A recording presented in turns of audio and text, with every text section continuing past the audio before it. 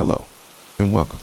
It's late, and the world outside is quiet. You've come here to unwind, to let the day's worries drift away, to find some rest. Many of us find a strange comfort in the dark, a unique tranquility in stories from the shadows.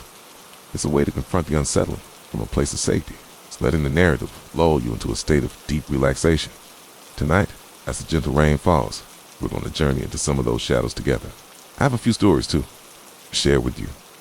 True stories about ordinary lives that took extraordinary and disturbing turns. There's no need to be alarmed. Just let the sound of the rain wash over you and allow my voice to be your guide. Get comfortable. Close your eyes if you wish, and just ... Listen, our first story takes us to a small, forgotten town where a secret lay buried for years, all right, under everyone's noses. My name is Julian Sinclair. By profession, I'm an architect, a vocation that is less about art than it is about order. Okay, I trade in the tangible, the measurable.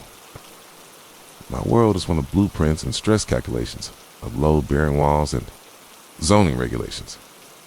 I believe in cause and effect, in the rational, predictable sequence of events that governs our physical world.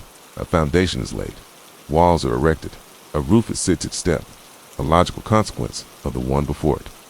There is a right way, a correct angle, a precise measurement for everything. It is a philosophy that has served me well, not just in my career, but in my life. I have always found comfort in the belief that the universe, at its core, is a well-designed structure, or at least I used to. The man I am now, the one who checks every shadow and flinches at the whisper of his own name, will be unrecognizable to the Julian Sinclair of a few months ago. The blueprint of my reality has been irrevocably altered, its foundations fractured. By a series of encounters I still struggle to comprehend. It began, as most life-altering events do, on a day of utter banality. It was a Tuesday. The sky over the city was a flat, indifferent gray, and the air carried the familiar scent of asphalt and exhaust. I was walking back to my office on Fifth Avenue after a lunch meeting that had been both unproductive and unnecessarily long. My mind was occupied with the structural integrity of a proposed cantilever balcony for the Henderson project. A puzzle of steel and glass that had been consuming my thoughts for weeks. It was in this state of professional preoccupation that a man stepped out from the narrow mouth of an alleyway, positioning himself directly in my path. He was a portrait of urban neglect. His frame was lost inside a grimy, oversized trench coat, the kind you see in old black and white films. His hair was a matted tangle of gray and black, and the scruffy beard obscured much of his face. But his eyes were a startling contradiction. They were not the clouded, vacant eyes of the drunks or the mentally lost who often haunted these side streets. They were sharp, intensely clear, and fixed upon me with an unnerving degree of focus. "Don't take the Franklin Bridge on your way home tonight, Mr. Sinclair," he said. His voice was a low rasp, like stones grinding together, yet it carried a strange, resonant note of authority that cut through the city's din. I stopped dead, my thoughts of cantilevered balconies vanishing like smoke. A cold prickle of alarm traced its way up my spine. It wasn't just a warning for the use of my name. I was not a public figure. My face wasn't on billboards or television. I was just another man in a suit in a city of millions. "I'm sorry," I said, my voice tighter than I intended. "How do you know my name?" He offered no answer, his gaze unwavering. Simply ignored the question, as if I hadn't spoken. "It's going to be a pileup," he continued, his tone flat, declarative. "A tanker truck, jackknives. You'll be stuck for hours, and you'll miss dinner. Take the lower road by the river, to be clear." He took a half step closer, and I could smell the stale scent of rain and earth on him. "And when your wife Kayla asks about the Henderson project, tell her you solved the zoning issue. It will save you an argument. She's been worrying about the finances." I stared at him, utterly speechless. My heart was hammering against my ribs. The mention of the bridge was one thing, a public fact, perhaps overheard. But Kayla, the Henderson project, the specific, private anxieties of my own home. It was impossible. So my mind scrambled for a rational explanation. Had I seen him before? See a disgruntled former employee from a construction site? A private investigator hired for some reason I couldn't fathom. No, his appearance didn't fit. It looked like he had been sleeping in that alley for a decade. He offered a small, sad smile that did not reach his piercing eyes. It was a smile of profound weariness, of knowing things he wished he didn't. Then, without another word, he shuffled back into the deep shadows of the alley and was gone.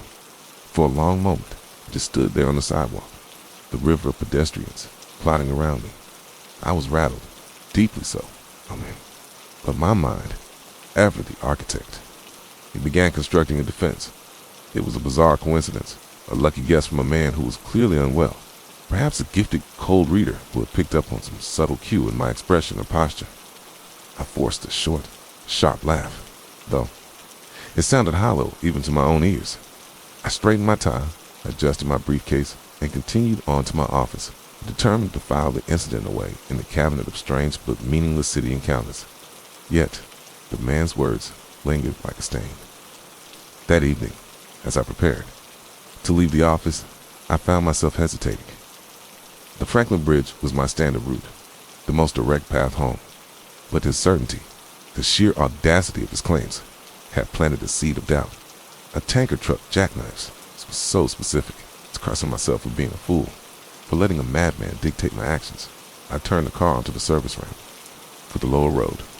It was a longer, more winding route, but as I drove, a news bulletin crackled to life on the radio. A multi-car pileup, initiated by a jackknife tanker truck, had closed all eastbound lanes of the Franklin Bridge. Traffic was backed up for miles. Its estimated time to clear, 5 hours. A chill, colder, and more profound than the autumn air washed over me. It was one thing to be right about traffic. It was another to be right about the cause. When I arrived home, the house was filled with the warm, inviting aroma of roasted chicken. Kayla greeted me with a kiss, but I could see the familiar line of tension etched between her brows. "How was your day?" she asked, her voice a little too bright. We made small talk through dinner, but I could feel the unspoken question hanging in the air between us. Finally, as we were clearing the plates, she turned to me, her expression clouded with worry.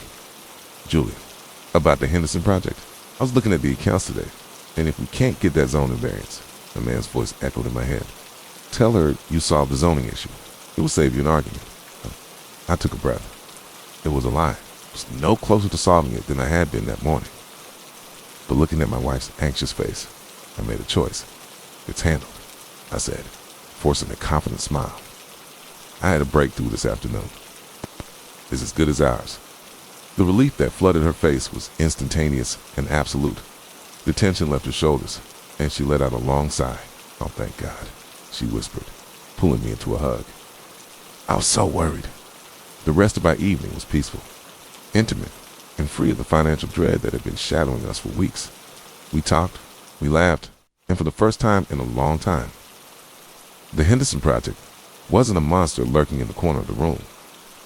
But as I lay in bed that night, staring into the darkness, I wasn't thinking about zoning laws. I was thinking about the man with the knowing eyes, and the new, more terrifying monster began to take shape in my mind. The week that followed was a masterclass in self-deception. My rational mind, the architect of my identity, worked overtime to construct a fortress of logic around the events of that Tuesday. The man was a charlatan. The bridge closure was a lucky guess, a random shot in the dark that happened to hit its mark. His knowledge of Kayla and the Henderson project was gleaned from some overheard conversation, perhaps in a coffee shop or on the street. I replayed our encounter endlessly, searching for a flaw in his performance, a telltale sign of trickery. I built walls of reason, plastered them with probability, and reinforced them with the sheer unlikelihood of it all. Yet, despite these efforts, a creeping vine of dread was working its way through the foundations. I found myself altering my daily routine. On my way back from lunch, I would deliberately walk past the same alley, my heart performing a nervous staccato against my ribs. The narrow opening remained empty, a dark, silent mouth in the brick facade. I told myself I was proving he wasn't there, that it was a one-time event. But a more honest part of me knew I was looking for him. I needed to see him again, to confront him, to dismantle the mystery, and reclaim my sense of order. The peace I had purchased with the lie to Kayla felt hollow, Every time she smiled at me, free from the weight of our financial worries, I felt a pang of guilt, not just for the deception, but for the terrifying secret I now harbored. The secret was that our lives, our peace, had been orchestrated by a disheveled stranger in a dirty coat. A week to the day after our first meeting, he was there again. He wasn't in the alley this time, but was standing by the revolving doors of my office building, as if waiting for me specifically. He was looking at a fixed point on the pavement, and for a moment, I considered turning around, running away, and never looking back. But my feet, acting of their own accord, carried me forward. As I approached, he lifted his head, and those same sharp, clear eyes locked onto mine. There was no greeting, no preamble. The coffee mug on your desk, he said, his raspy voice cutting straight to the point. The one your daughter Lily made for you in a pottery class. It's going to fall at precisely the 17 p.m. Don't try to move it. It won't help. Cold dread, more potent than before, seeped into my bones. Lily, he knew my daughters. Named the Fortress of Logic I had so carefully constructed, crumbled into dust. This was no longer a coincidence. This was something else entirely. Something that defied the blueprints of my world. I felt a wave of nausea. Who are you? I managed to ask, my voice barely a whisper. He gave that same, sad, weary smile. That doesn't matter, he said softly. It's just a messenger. He then turned and mailed it into the afternoon crowd, disappearing as quickly as he had appeared. I rode the elevator to my office in a daze. My assistant, Maria, gave me a concerned look as I walked past her desk without a word. I went straight to my own desk and stared at the mug. It was a lopsided clay monstrosity, painted a garish blue with "Number One Dad" written in shaky 7-year-old handwriting. It was my most treasured possession. My first instinct was to snatch it up, to lock it away in a drawer, to protect it. But his words echoed in my head with the force of a command. It won't help. So part of me, the architect, the man of reason, I screamed that this was absurd. It was a mug. I had free will to simply pick it up. But another, newer part of me, a part born of fear and impossible knowledge, was terrified to defy the prophecy. I decided to test it. I would leave it. I would watch it. I would prove him wrong. I sat at my desk, unable to work, my eyes fixed on the ceramic cup. The minutes ticked by with agonizing slowness. 2:10, 2:12. At 2:16 p.m., the intercom on my phone buzzed. It was my boss, Mr. Abernathy, his voice impatient. Sinclair, get in here. I need to talk to you about the revised schematics for the lobby, sir. Can it wait just a minute? I pleaded, my eyes darting between the clock and the mug. Now, Sinclair, he barked. My body felt leaden. I wanted to refuse, to stay put, but the ingrained habit of professional obedience was too strong. I cast one last, desperate look at the mug and walked to his office. The conversation was pointless, a minor query he could have handled over the phone. It lasted less than 60 seconds. As he was dismissing me, I heard a distinct crash from the direction of my office.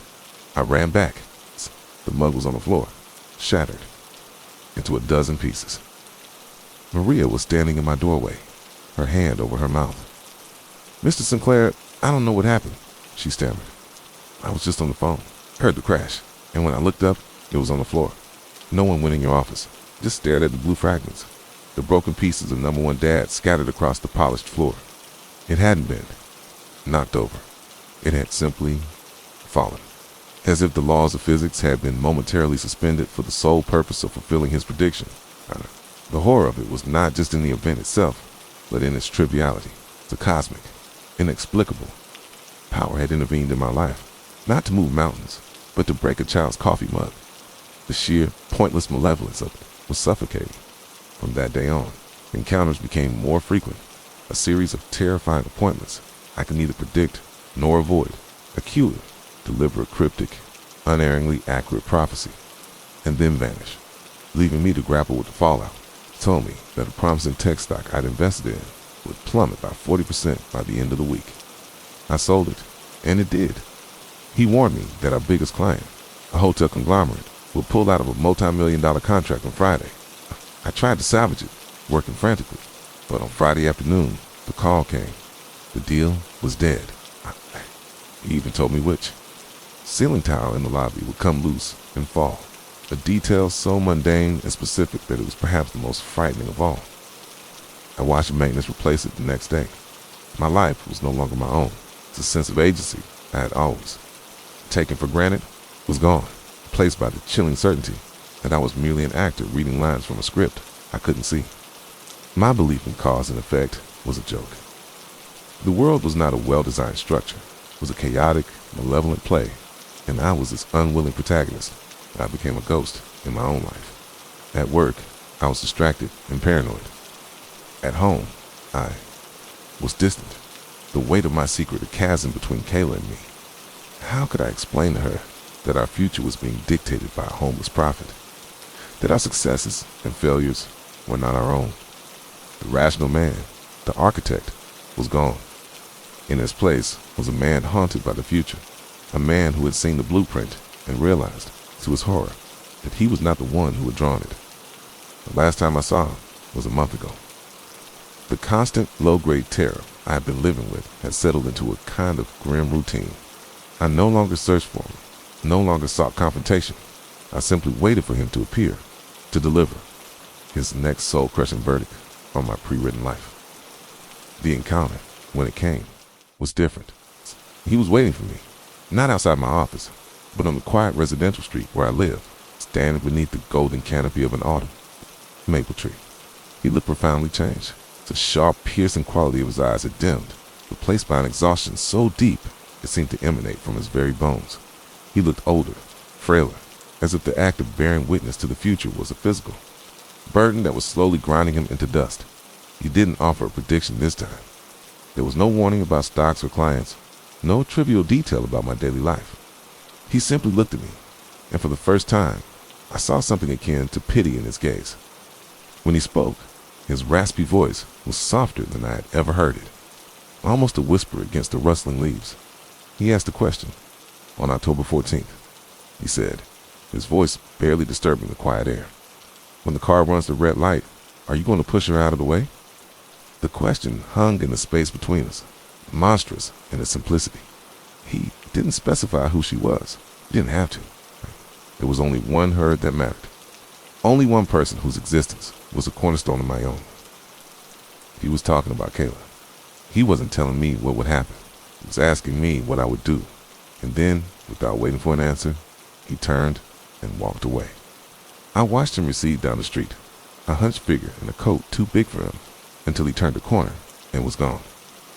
I haven't seen him since. The month that followed was a unique form of hell.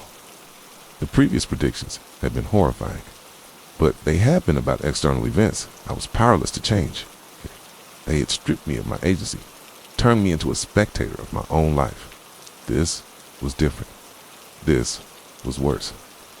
He had given my agency back, but he had attached it to an impossible choice. He had handed me a gun in the final act of a play and asked me if I was going to fire it. My architect's mind, the last vestige of the man I used to be, went into overdrive. I analyzed the question from every angle. Was it a trick? A test? I tried to avoid the situation, but fate conspired to make it happen anyway, just as it had with the coffee mug. I thought about canceling our dinner reservations for the 14th. I thought about feigning illness, about taking Kayla away on the trip, about locking ourselves in the house and not leaving. But I remembered the futility of my defiance with Lily's mug. The universe, it seemed, did not appreciate having its script edited. Any attempt to circumvent the event would likely only ensure its occurrence in some other, perhaps more terrible way. I was trapped. If I did nothing, let the event play out as foretold, Kayla would be hit by the car. If I acted, if I pushed her out of the way, I would be the one in its path. The messenger had presented me with a blueprint for a tragedy, and my only role was to decide who the victim would be. The horror was no longer in knowing what was coming. It was in knowing that I had to choose. October 14th arrived on a wave of cold, clear air. The sky was a brilliant, cloudless blue, a mocking counterpoint to the storm raging inside me. Every moment of the day was charged with a dreadful significance. The way Kayla smiled at me over breakfast, the sound of her laughter as she talked, on the phone with her sister. Each mundane detail felt like a final, precious memory I was desperately trying to commit to permanence. I was a ghost in my own feast, watching a woman I loved, knowing that by the end of the night, one of us would be gone. As we got ready for dinner, I felt a profound sense of detachment, as if I were watching a film. I put on a suit, nodded, my tie, and looked at my reflection in the mirror. The man looking back was a stranger, his eyes hollow with the terror I could no longer conceal. Kayla came up behind me, beautiful in a simple black dress, and wrapped her arms around my waist. "You've been so quiet all day," she said softly, resting her cheek against my back. "Is everything okay?" I turned and held her, burying my face in her hair, inhaling her scent. "I love you," I whispered, the words feeling hopelessly inadequate. Never forget that. The walk to the restaurant was only a few blocks. With every step, the knot in my stomach tightened. We arrived at the final intersection. Its restaurant was across the street, its warm lights a beacon of a life I might never reach. We stood on the corner, waiting for the signal. The traffic flowed past a river of steel and light. I scanned each car, my heart pounding a frantic, suffocating rhythm. The white pedestrian sign lit up. "Walk." Kayla took my hand. "Come on," she said, stepping off the curb. And then I saw it, to my left, a dark sedan, moving too fast. Driver's face was illuminated by their phone, oblivious. It was exactly as I knew it would be. Time seemed to slow, to stretch. I could see every detail, the make of the car, the determined set of Kayla's stride as she stepped into its path, the red light glowing defiantly above the intersection. In that elongated moment, the architect in me died completely. There were no more blueprints, no more calculations, no more cause and effect. There was only Kayla, her smile, her laugh, the warmth of her hand in mine. The messenger had asked me what I was going to do. He had given me a choice, but looking at my wife, I realized there was never any choice at all. There was only the logical and inevitable consequence of love. I didn't shout. I didn't hesitate. I acted with all my strength. I shoved her forward, pushing her out of the car's trajectory and into the safety of the street beyond.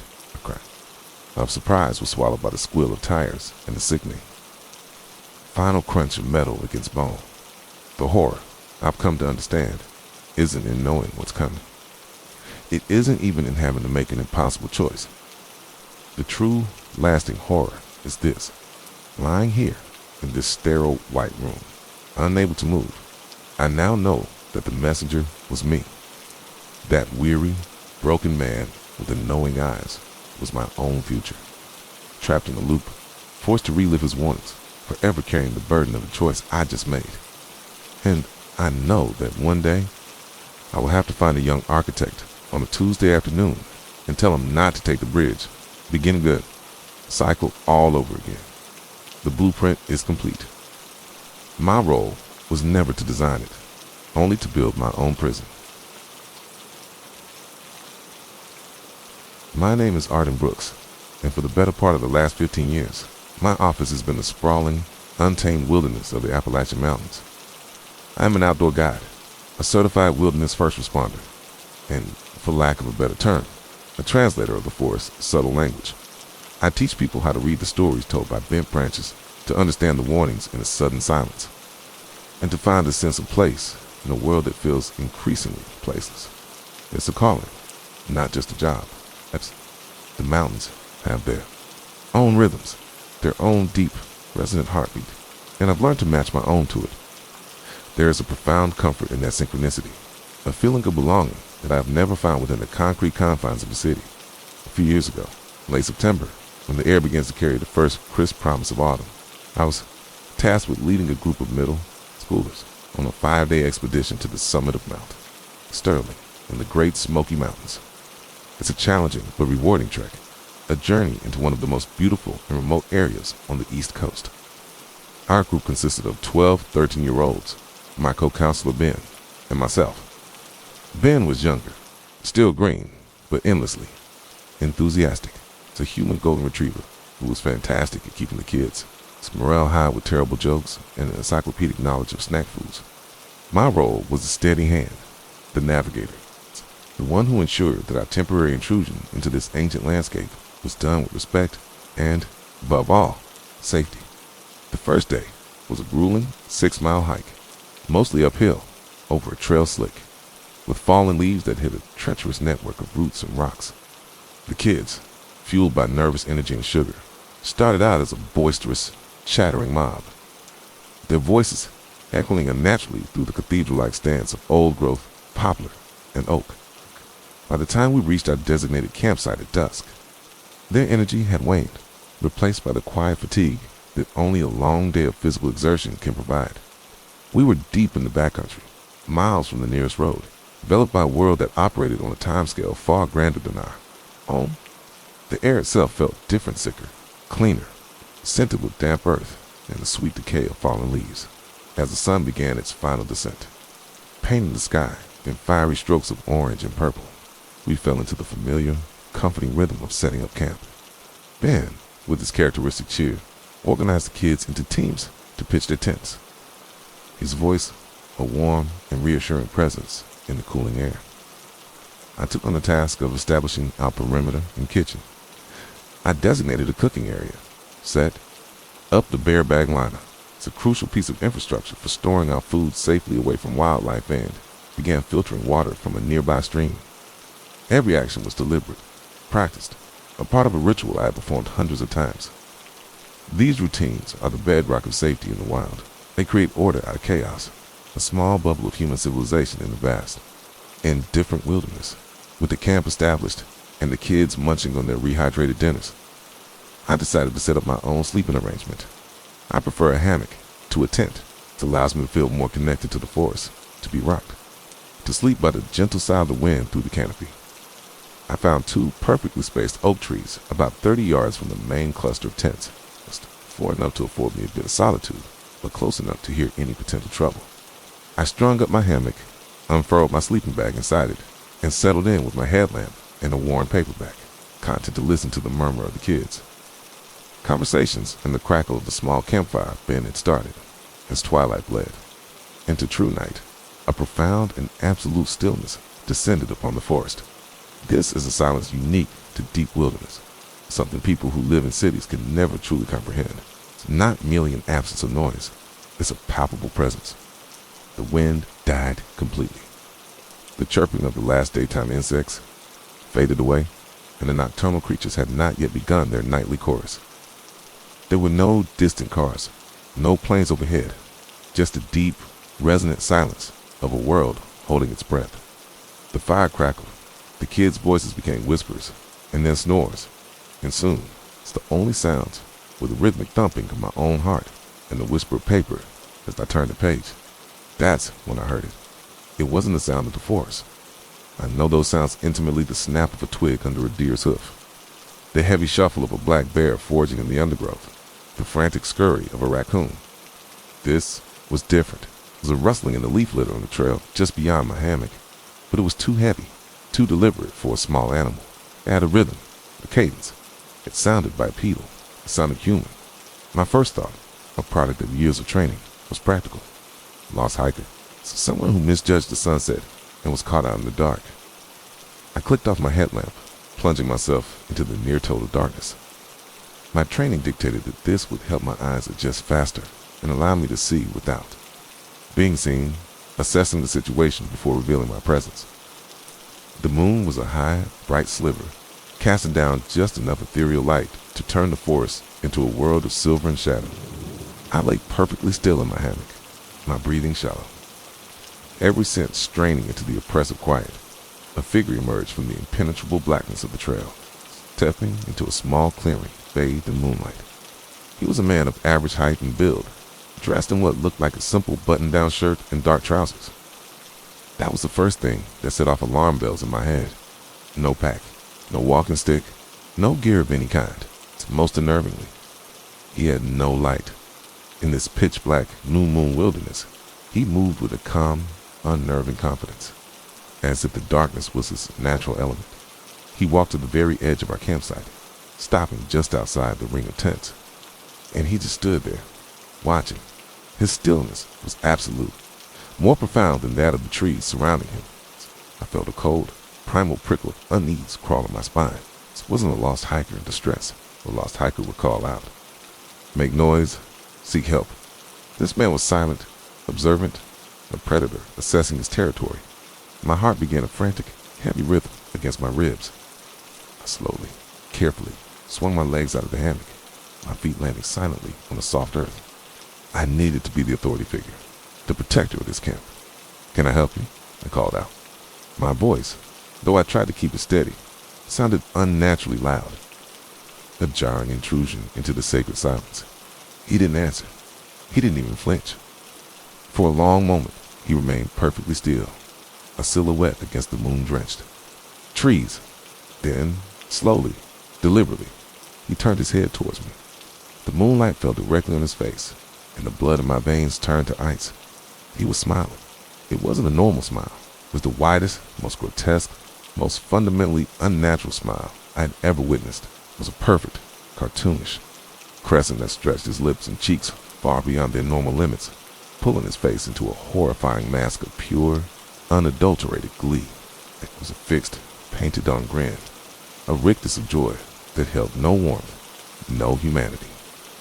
And it never, ever reached his eyes. His eyes, even from 30 yards away, were dark, empty pools voids in the pale landscape of his face. The terrible, joyful curve of his mouth was a stark, terrifying contradiction to the absolute emptiness in his gaze. Thing wearing a mask of human happiness, and it was the single most terrifying sight of my life. Time seemed to fracture for a handful of heartbeats that stretched into an eternity. I was completely paralyzed, rooted to the spot by a pure, undiluted terror that bypassed all my training and all my rational thought. My, usually calm, an ordered place in the wilderness, became a maelstrom of white noise panic. Every survival instinct that first possessed screamed at me to run, to hide, to simply cease to exist. But the sight of that man, that impossible smile plastered across his face like a grotesque carnival mask, held me captive. It was a violation of the natural order, a tear in the fabric of reality. Forest, my sanctuary, had been profaned by this presence. My brain struggled to categorize him, to fit him into a box that made sense. Drunk? High on something? A prank? None of it fit. There was a coherence to his madness, a deliberate quality to his wrongness that was far more terrifying than random insanity. The silence between us was a physical weight, pressing in on me, amplifying the frantic drumming of my own blood in my ears. The world had shrunk to this single, this horrifying tableau. The sleeping children in their tents, the silent, smiling man at the edge of the clearing, and me, the terrified guardian standing between them. Then he started to move, and the last vestiges of my composure shattered. He didn't walk, he didn't run, or even shuffle. He began to waltz. It was a slow, bizarre, lilting three-step, a phantom dance performed without music in the dead silence of the forest. His movements were a sickening paradox, both graceful and horribly wrong. He moved with a jerky, puppet-like quality, as if his limbs were being manipulated by an unseen puppeteer. One arm was held out, as if embracing an invisible partner. His, head cocked at an angle, that hideous painted-in smile never wavering. His feet, clad in simple, dark shoes, slid through the leaf litter with an eerie silence. His steps, light and lilting, in a way that defied his size in the terrain. He waltzed. Across the clearing, his path a slow, deliberate arc that brought him closer to the children's tents. The sight was so fundamentally alien, so disconnected from any known human behavior, that for a moment, I questioned my own sanity. Was I dreaming? Had the long hike and the solitude finally cracked something open in my mind? Up to the cold dread. Coiling in my stomach was real. The damp earth beneath my bare feet was real, and the 12 children sleeping just yards away, utterly oblivious to the nightmare that had just danced into their camp, but terrifyingly real. And that thought, the children, was the jolt of ice water I needed. It cut through the paralysis. The fear didn't vanish, not even close, but another, more powerful instinct rose to meet it. Protection. I was the guide. I was the adult. I was the shield. My mind snapped back into focus. The panic receding, just enough to allow for tactical thought. Assess the threat, create distance, protect the kids. I didn't have a weapon, not a real one. My knife was in my pack by the hammock. The camp axe was by the nodding fire. Too far. I glanced down, and my eyes fell upon a heavy, fallen branch, thick as my forearm, and about 3 feet long. It wasn't much, but it was solid. It was something to put between me and him. I bent down slowly, never taking my eyes off the dancing man, and wrapped my fingers around the rough bark. The weight of the wood in my hands was a small, grounding comfort. I straightened up and took a deep breath, trying to project an aura of authority I was nowhere near feeling. My voice came out as a low growl, harder than I intended. You are not welcome here. This is a private campsite. I need you to leave. Now. We stopped his stance. He just stood there, perhaps 20 feet from the nearest tent, his body now angled towards me. The smile remained a perfect, joyful curve in the dark. He was utterly, unnervingly silent. He didn't acknowledge my words. He didn't react.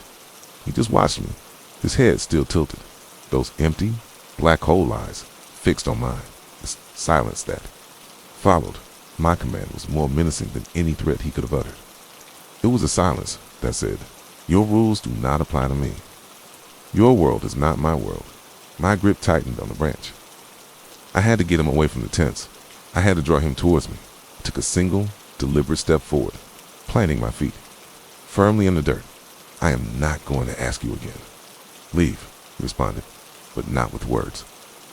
He took a single, precise step backward, mirroring my movement perfectly.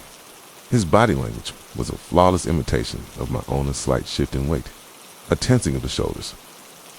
And then the smile, if it was even possible, seemed to widen. It was a game to him. It's a performance. I was a participant in his silent, twisted play, whether I wanted to be or not. A new wave of cold fear washed over me, different from the initial shock. And this wasn't just a madman. This was something intelligent, something that understood mimicry, mockery. It was toying with me. I took another step forward, raising the branch slightly. Took another identical step back.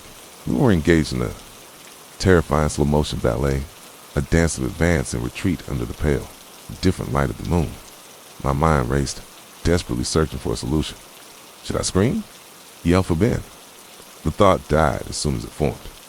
What good would it do? It would wake the kids, cause mass panic, and turn a controlled, terrifying situation into a chaotic one. Ben was a good kid, but he was asleep in his tent on the far side of the camp. By the time he woke up and understood what was happening, it could be too late. Okay? No, this was on me. I was the first line of defense, the only line. I took a third step, more aggressive this time, and spoke again, my voice dropping to a near whisper. A threat meant only for him. "Get out." He stopped nearing me. For a moment, he stood perfectly still.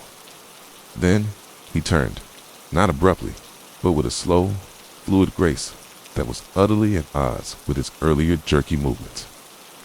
He faced the dark trail from which he had come, and then he began to waltz away. The same lilting, silent, three-step rhythm carried him back across the clearing. That grotesque smile was the last thing I could see of his face before he was swallowed by the shadows. He moved back into the impenetrable darkness of the forest, and the sound of his rustling footsteps faded into absolute silence, as if he had never been there at all. He had simply dissolved back into the night. For a long time after he disappeared, I didn't move. I stood there in the center of the clearing, the heavy branch still clutched in my white-knuckled grip, straining my ears against the silence that felt heavier and more absolute than before. The air was thick with his absence, and the forest, which had felt so neutral and ancient just an hour ago, now seemed complicit, a silent witness that had swallowed the wrongness back into itself. My heart hammered against my ribs, a frantic, trapped bird. Every rational part of my brain told me he was gone, but a deeper, more primal instinct screamed that he was still out there, just beyond the tree line, watching me with that same fixed, painted-on smile. The adrenaline that had flooded my system began to ebb, leaving behind a bone-deep, trembling exhaustion and a cold, creeping dread. Sleep was an impossibility. Returning to my hammock, to that vulnerable, suspended state was unthinkable. The very idea sent a fresh wave of nausea through me. My sanctuary had been violated, not just the campsite, but my own sense of peace in the wilderness. I let the branch fall from my numb fingers. It wasn't enough. I needed something more substantial, moving with a stealth I didn't know I possessed. I crept over to the fire pit. The embers glowed a dull, menacing orange, like the eyes of some subterranean beast. Next to the ring of stones lay the camp axe. I picked it up, its familiar weight, a small comfort in my hands. The polished steel head felt cold and deadly. I was no longer just a guide. I was a sentry, a guard posted on the edge of a nightmare. I retreated to the shadows of the far edge of the clearing, settling myself with my back against the solid. The rough bark of a massive oak tree. From this vantage point, I could see the entire camp spread out before me. The cluster of dome tents, looking so fragile and inadequate, and the dark, gaping maw of the trail he had used. And so my vigil began. The next several hours were the longest of my life. The moon crawled across the sky with agonizing slowness, its pale light shifting the shadows, creating 1,000 phantom shapes in the undergrowth. My senses were stretched to a painful, razor-sharp acuity. Every tiny sound was magnified, analyzed, and dismissed. The hoot of a barred owl sounded like a mocking laugh. The rustle of a shrew in the leaves was the beginning of its waltzing return. The wind, when it finally picked up, whispered his name through the pines. The forest was no longer my home. It was an alien landscape, hostile and full of hidden teeth. I replayed the encounter in my mind, again and again, turning it over like a strange, sharp-edged stone.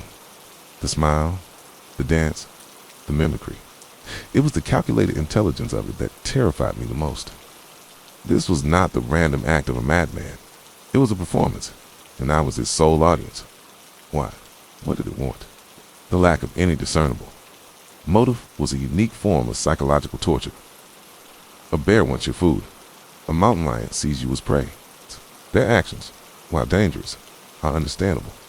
They operate within the known laws of nature. This man, this thing, operated outside of them. He had no gear, no light, no apparent need for anything. He simply was. His presence was the only explanation for his presence. The cold began to seep into my bones, a damp, persistent chill that had nothing to do with the night air. I thought about waking Ben. I imagined shaking him, whispering frantically about a smiling man who waltzed. I could picture the look on his face, confusion, followed by concern, not for the threat, but for my sanity. And what if I woke the kids? The thought of their 12 sleepy faces turning to terror, of the ensuing panic, echoing through the silent mountains, was unbearable. I would be trading a hidden monster for a very real and chaotic danger. No, this was my burden to carry. I had stood between him and them, okay? And I would continue to stand there until the sun came to my rescue. Sometime in the deepest, darkest hour of the night, a profound sense of isolation washed over me. I was utterly alone, a tiny speck of consciousness in a vast, indifferent universe that contained things like him. The feeling was so immense, so crushing, that it almost brought me to my knees. The world felt thin, like a stage curtain, and I had seen the impossible shape of something moving behind it. The knowledge of it separated me from everyone else. How could I ever explain the profound, fundamental wrongness of that man? How could I put into words the memory of his smile? A perfect, joyful curve in the dark, and have it be understood as the most terrifying thing I had ever seen. The first hint of dawn was not a comfort. It was a slow, gray dilution of the darkness, a false promise that brought with it a new kind of anxiety. I feared what the light would reveal. Footprints, some sign that he was ever there, some token, left behind. I scanned the leaf litter as the world slowly regained its color, but there was nothing, okay? The ground was undisturbed, save for my own tracks. It was as if he had floated over the earth, leaving no trace. It's a ghost in the machine of the world, dog. Then the sun finally crested the ridge, spilling golden liquid light through the canopy. Birds began to sing their riotous, cheerful chorus. A squirrel chattered angrily from a nearby branch. The world, with an almost insulting abruptness, returned to normal. The oppressive weight of the night lifted, and the forest was once again just a forest. The transformation was so complete that if not for the axe still resting in my lap and the gritty exhaustion in my eyes, I might have convinced myself that it had all been a hyper-realistic dream. Soon, the camp began to stir, the zipper being pulled. A sleepy murmur from one of the tents. Ben emerged, stretching and yawning, and gave me a cheerful wave. "Morning, Arden. You're up early?" Forced my lips into a shape that I hoped resembled a smile. "Couldn't sleep," I said, the understatement of a lifetime. I never told Ben or the kids what I saw. I've never told anyone. I filed no report with the Park Service. What would I have said? Saw a man who smiled too much and danced in the dark. They would have sent a ranger to humor me and then filed it away as a note about a weirdo, or more likely, a note about a stressed out guy. But what I saw wasn't just a weirdo. It was a glimpse into a darkness that lies just beneath the surface of the world we think we know. The memory has never left me. It comes back to me sometimes, on sleepless nights, or when I'm deep in the woods and the silence gets too loud. The memory of his smile, that perfect, impossible curve of joy in the moonlight, is more terrifying than any monster, any bear, or any ghost story I could ever imagine. It's because a monster you can fight. A monster you can understand. How? Do you fight something that just waltzes into your life, shows you a piece of smiling, silent madness, and then waltzes away, leaving you alone in the dark with the terrible knowledge that it exists? My name is Mercy Collins. I was on the cusp of my 10th birthday when the shadow first fell over my life, and for the 18 months that followed, the very essence of my childhood was methodically dismantled and stolen from me. It began not in darkness, but under the warm, stepped glare of a sunny afternoon in a quiet suburban town that had, until that moment, been my entire world of scraped knees, bicycle bells, and the comforting aroma of my mother's cooking. I was walking home from the corner store, the glass jar of ragu sauce for our spaghetti dinner, cool and heavy in my arms. The familiar rhythm of my sneakers on the cracked pavement was the only sound until a second set of footsteps, heavier and more deliberate, fell into step beside me. I glanced up into a face that seemed, at first, to be carved from kindness itself. He was older, perhaps my father's age, with laugh lines crinkling at the corners of his eyes and a smile that seemed both genuine and practiced. "That looks heavy for a little girl," he said, his voice a smooth, gentle baritone. It was the kind of voice you trust implicitly, the kind that read bedtime stories on the radio. "I'm Dr. Ramsey. I'm a pediatrician. Are your parents looking for a new doctor for you and your sister?" A cold knot tightened in my stomach. Don't talk to strangers. It's a mantra my parents had drilled into me since I could walk, echoed in my head. I clutched the jar tighter, its weight suddenly a reassuring anchor, and kept my eyes fixed on the sidewalk ahead. I picked up my pace, but he matched it effortlessly.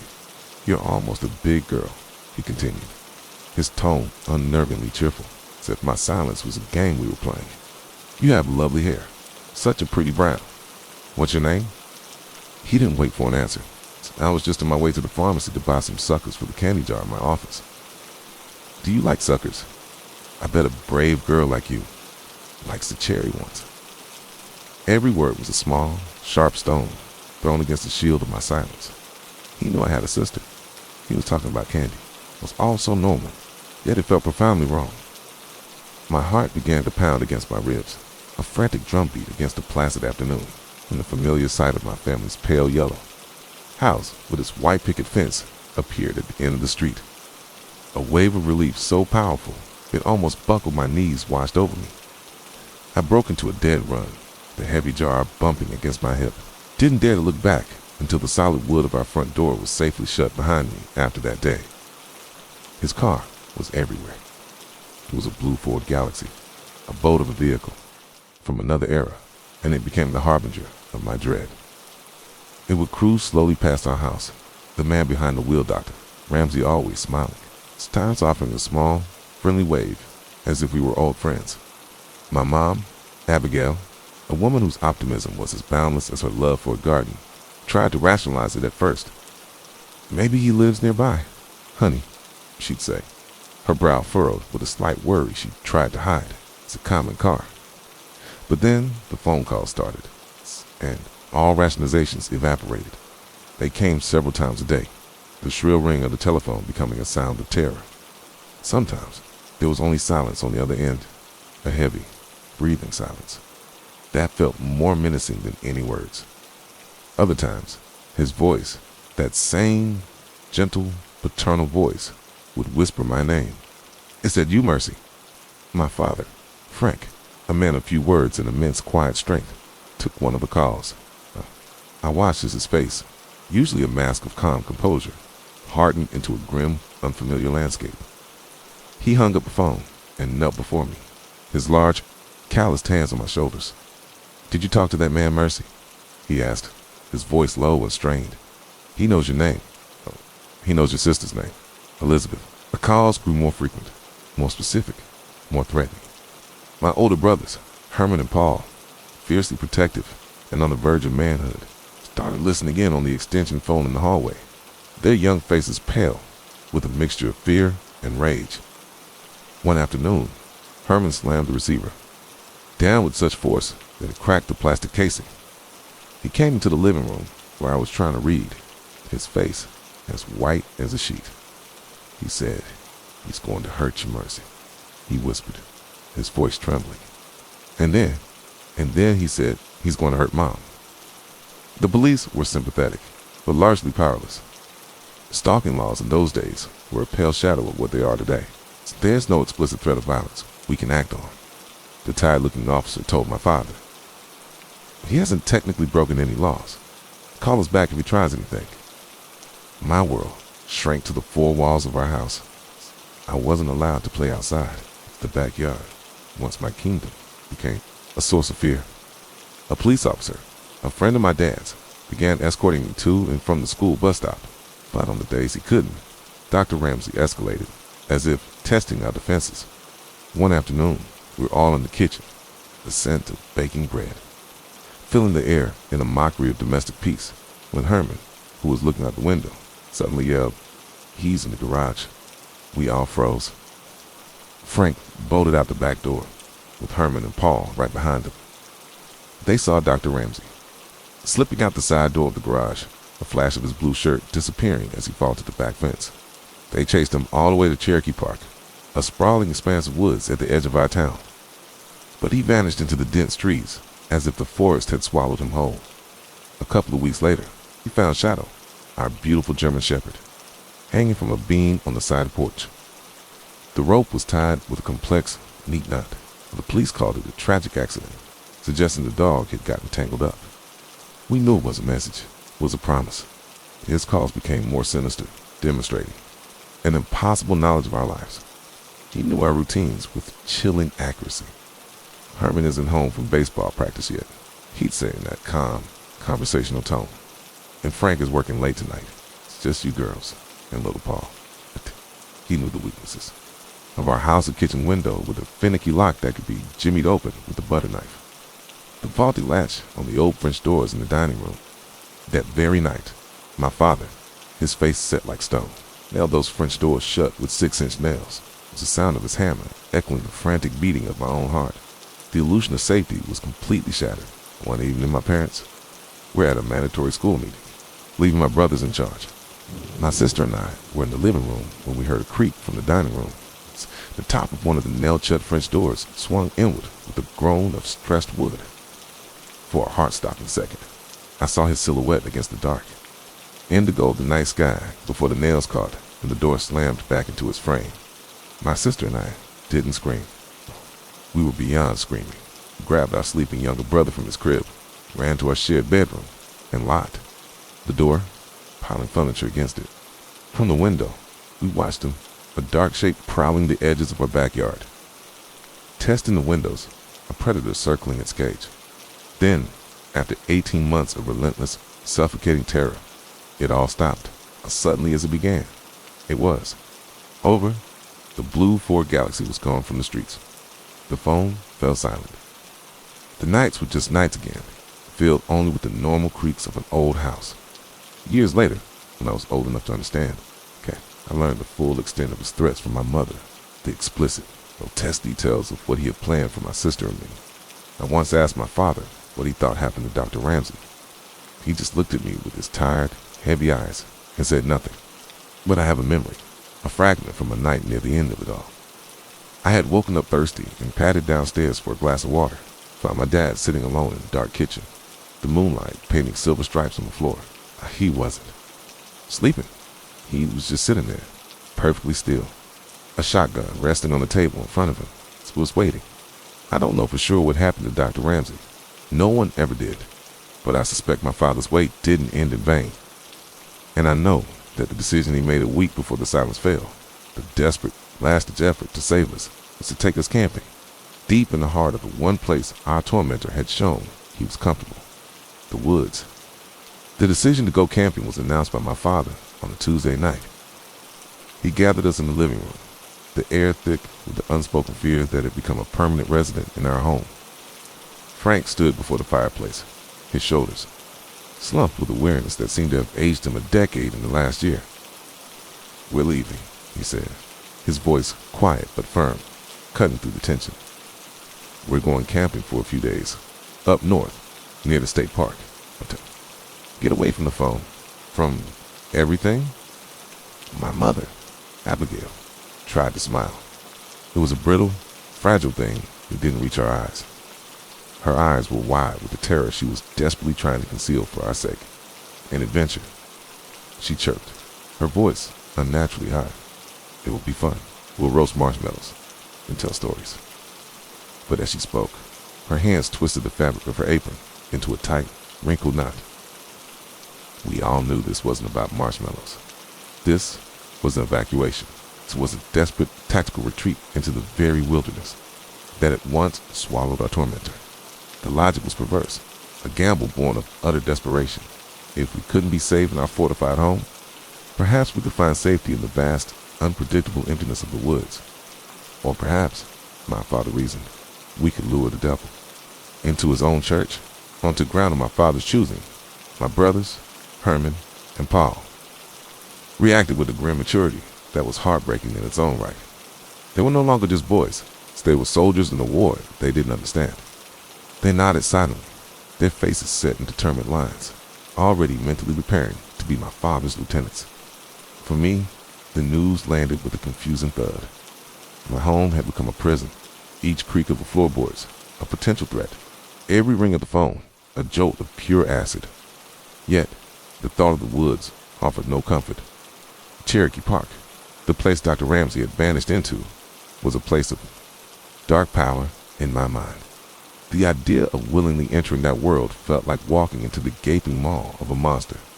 The preparations for the trip felt less like packing for a vacation and more like gearing up for a siege. Alongside the brightly colored sleeping bags, the cooler filled with hot dogs, and the tent. My father carefully cleaned and packed his 12-gauge shotgun. The long, polished barrel gleamed under the kitchen light. He laid out 2 heavy hunting knives, their blades sharp enough to shave with, and gave one to Herman. He checked the batteries in for heavy-duty flashlights, beams cut in sharp, nervous circles in the dim light of the garage. This was not a family outing. It was a calculated risk, a flight into a different kind of danger, the drive north. It was a study in silence.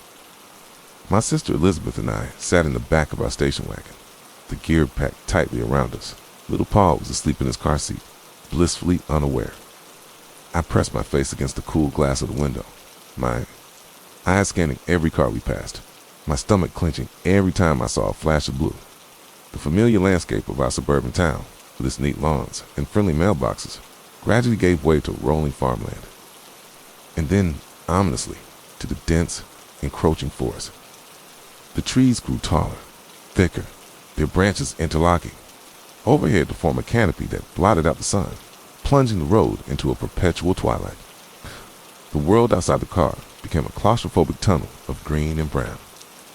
The endless ranks of silent, watching trees pressing in on us. Frank drove 4 hours, pushing deeper into the wilderness than we had ever gone before.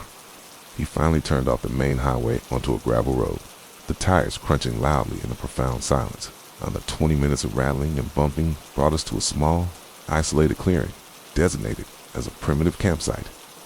There were no other campers, no RVs, no distant sounds of radios or laughter. There was only us in the immense, breathing silence of the forest. My father had chosen it for its isolation, for the fact that no one could approach without the sound of their arrival carrying for miles. The air itself felt different, here, heavy, damp, and smelling of pine needles and decaying leaves. Well, it was beautiful in a wild, untamed way, but it was also deeply menacing. The sounds were alien. The wind didn't just blow. It whispered through the pines, a sibilant, secretive sound that sounded like voices just on the edge of hearing.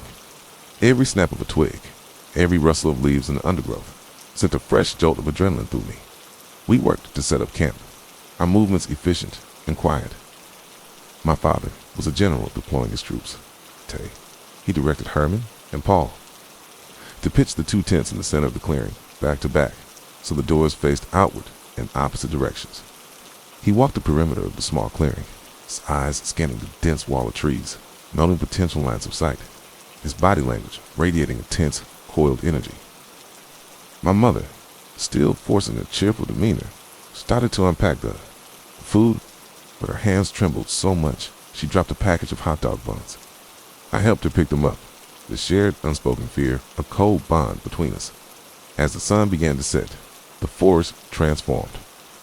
The shadows between the trees deepened, stretching and merging until the woods became a solid wall of impenetrable blackness. My father built a fire, and we huddled around its crackling, hypnotic light. It was a tiny island of warmth and safety in an ocean of darkness, but I was acutely aware that it also made us a beacon. We were a single point of light in a vast, dark wilderness, for whom the night brought with it a symphony of unsettling sounds. The hoot of a distant owl sounded like a mournful question. Who? Who? The scuttling of some small creature in the leaves nearby made me jump. The fire popped and spat, sending sparks spiraling up into the infinite starless sky. My mother's attempts at campfire stories faltered, the cheerful tales of talking animals sounding hollow and absurd in this oppressive atmosphere. Later, tucked into my sleeping bag inside the tent with Elizabeth, sleep was an impossibility. Every shadow thrown by the dying embers of the fire against the thin nylon walls looked like a crouching human figure. I could hear my father outside, occasionally adding a log to the fire. I knew, without having to look, that he was sitting in one of the camp chairs, the shotgun resting across his lap, just as he had in the kitchen. He was on watch. He was waiting. Hours passed. The fire dwindled to a soft orange glow. Elizabeth was breathing deeply beside me, having finally succumbed to an exhausted sleep.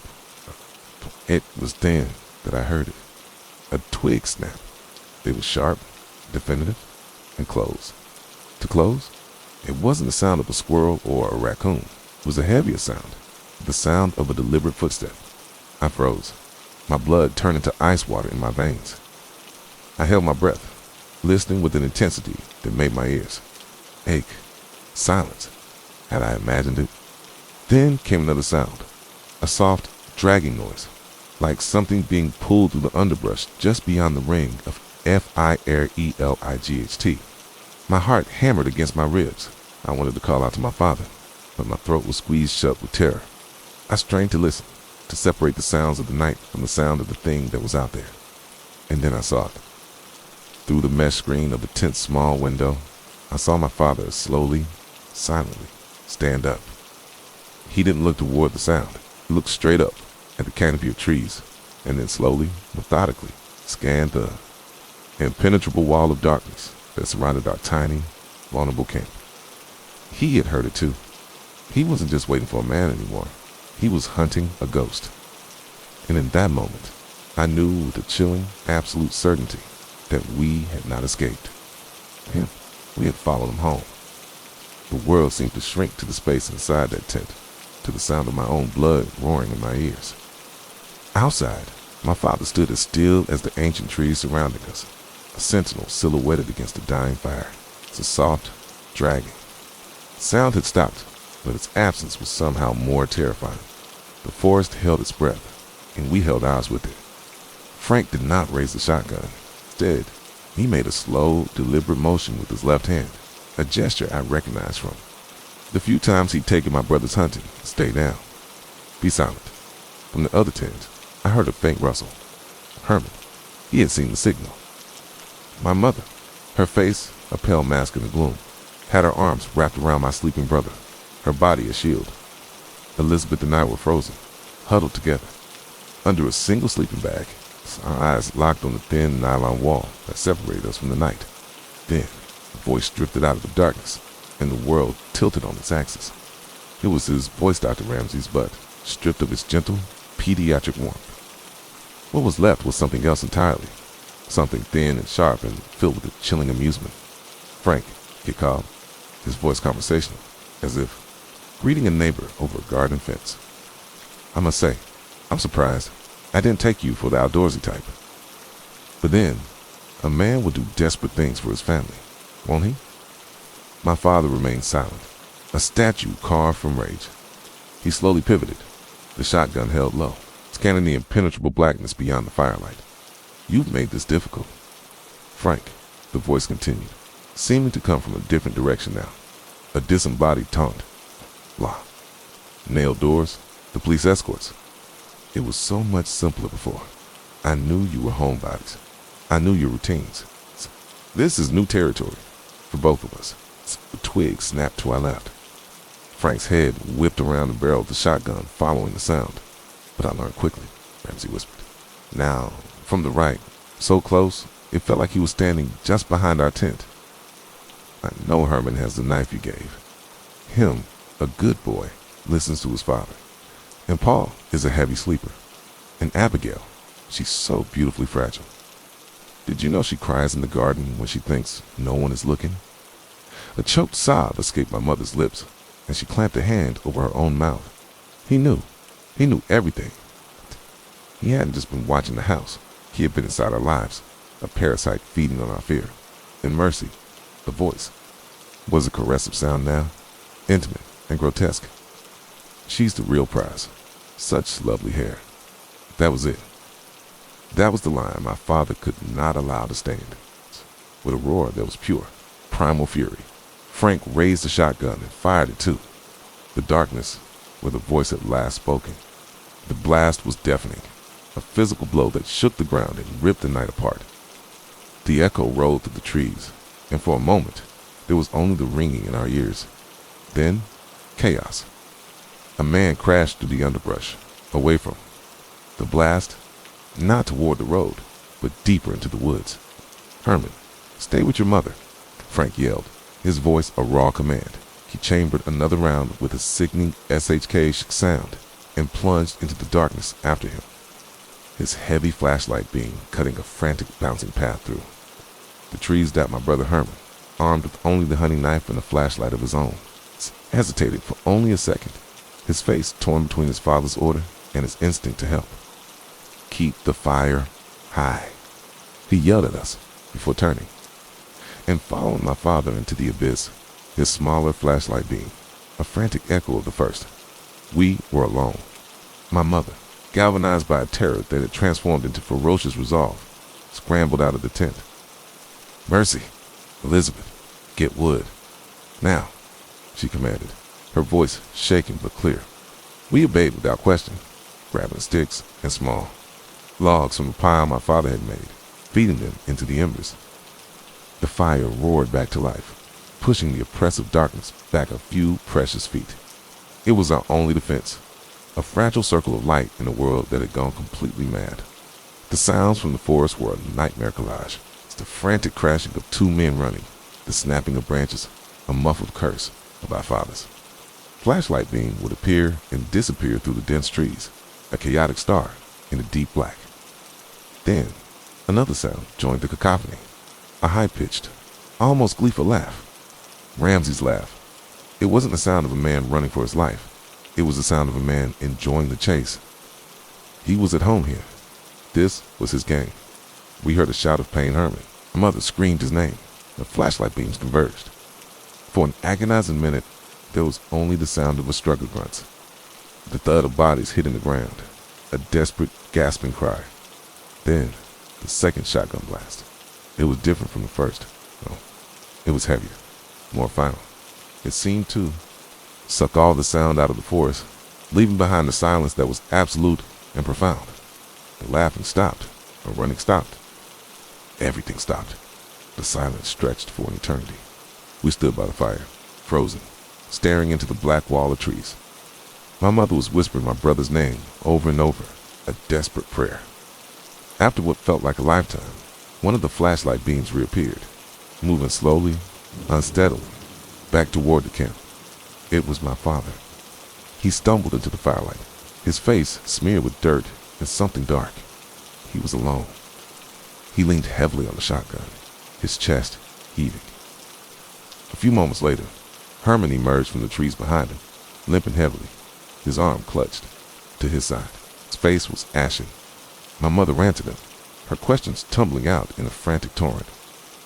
"Frank, Herman, are you hurt? What happened? Where is he?" My father didn't answer. He looked at us, his children, huddled by the fire, his eyes filled with a terrible, ancient sorrow. He looked at my mother, and something unspoken passed between them. He simply shook his head, a single, final gesture. "Pack," he said, his voice a hoarse rasp. "We're leaving. Leave the tents." There were no more questions, and we moved. With a silent, frantic efficiency, throwing sleeping bags, the cooler, and our clothes into the back of the station wagon. No one spoke. No one looked back into the woods. The 2 tents, the camp chairs, and a few scattered supplies remained behind. A strange, abandoned monument to the night's horror. The drive home was shrouded in the same profound silence. As the sun began to rise, painting the sky and bruised shades of purple and orange, we left the forest behind and re-entered the world of paved roads and quiet houses. It felt like returning from another planet. The phone never rang again. The blue Ford Galaxy was never seen cruising our street. The shadow that had hung over our lives was gone. Never spoke of that night. Not once. We never asked what happened in the darkness, or what my father and brother had left behind in that silent, lonely wood. We didn't have to. We knew my childhood wasn't stolen in a single moment. It was eroded over 18 months of terror. But it was surgically, violently removed in a single night in the heart of the woods. My father's wait in the dark kitchen had not been in vain. It finally met the monster, not in our home, but in his, and in the definite silence of the pines. He had made sure it would never follow us again. My name is Adrian Fletcher. To put it more formally, I am a logistics professional specializing in long-haul freight transport, a role I've occupied for the better part of 15 years. It's the clean, corporate way of saying I'm a trucker. I drive the steel veins that are the lifeblood of this country, hauling everything from California avocados to Pennsylvania steel. My cabin is my office, my home, and my sanctuary, a 10-by-foot bubble of solitude that hurtles through the vast, forgotten landscapes of America. You learn to appreciate the solitude, or you go mad. There's no in between. The road becomes your only constant companion, a ribbon of asphalt stretching into an endless horizon. You see a lot of strange things out here, especially on those lonely stretches of highway that stitch the country together in the dead of night. I've seen phantom lights dancing over the salt flats of Utah, shapes in the fog of the Appalachian Mountains that look too much like man, and listened to radio signals that dissolved into whispers, speaking languages that weren't of this earth. You see enough of it, and you build a callus on your sense of wonder and on your fear. You categorize these events as road weirdness, file them away, and keep driving. It's a coping mechanism. But nothing, absolutely nothing in my decade and a half of experience could have prepared me for something that fundamentally breaks the rules of the world. Something that you can't just file away. It began suddenly, as these things often do. It started with a car. It was an old, white sedan, a model I placed in the late 90s, maybe a Ford Contour or a Chevy Lumina. It was the kind of vehicle that's so nondescript, it's practically invisible, the automotive equivalent of a forgettable face. You wouldn't notice it unless you had a reason to, and the road gave me a reason. Started seeing it everywhere.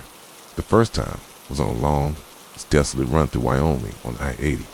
The sky was a starless, ink-black canvas, and the only light. For miles came from my own headlights, cutting a path through the darkness. I noticed it in my rearview mirror, a pair of faint, yellowish headlights, maintaining a perfect, steady distance. It wasn't unusual. Other night drivers often paced with a big rig for a sense of security, but this one felt different. It stayed behind me for what must have been an hour, a silent, unobtrusive shadow. Then, just as suddenly as it appeared, it peeled off onto an exit ramp that, according to my map, led to nothing but 100 miles of sagebrush. I shrugged it off, another lonely traveler on the same route. A week later, I was hauling a load of machine parts through Arizona on I-40. The desert night was alive with the hum of my engine and the chirping of unseen insects. And there it was again, the same white sedan, its paint job looking ghostly under the moonlight. It materialized behind me as if from thin air and settled into that same familiar, unnerving distance. This time, a prickle of unease traced its way up my spine. Coincidence was one thing, but this felt like a pattern. I tried to get a closer look, slowing down slightly, hoping it would pass. It didn't. It matched my speed perfectly, a loyal dog that refused to be shaken. I sped up and sped up.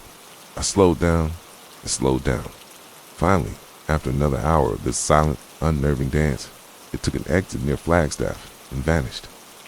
I tried to get a plate number that time, squinting into my side mirror, but the rear of the car was caked in a thick layer of mud, obscuring the license plate completely. It was as if the car didn't want to be identified. Over the next month, the sightings became more frequent. I saw it on I-15 in Montana, on I-70 in Colorado, and again on the state highway in eastern Oregon. It was always at night. It was always the same car. It always kept its distance, and it always, without fail, took an exit that led to nowhere. I started talking about it on the CB radio, asking if any other drivers had seen a ghost white sedan tailing them. I was met mostly with silence or jokes about white line fever. My colleagues thought I was losing my grip, that the loneliness was finally getting to me. I started to believe it. Maybe I was just overtired. Maybe I was seeing a common model of car, and my road-weary brain was connecting dots that weren't there, creating a phantom out of mundane traffic. I tried to rationalize it, to force the pieces into a logical puzzle, but the edges wouldn't fit. The feeling it gave me, a cold, primal dread, was too real to be a simple hallucination. The car felt predatory. It felt like it was watching me. It felt like it was hunting. The real turning point.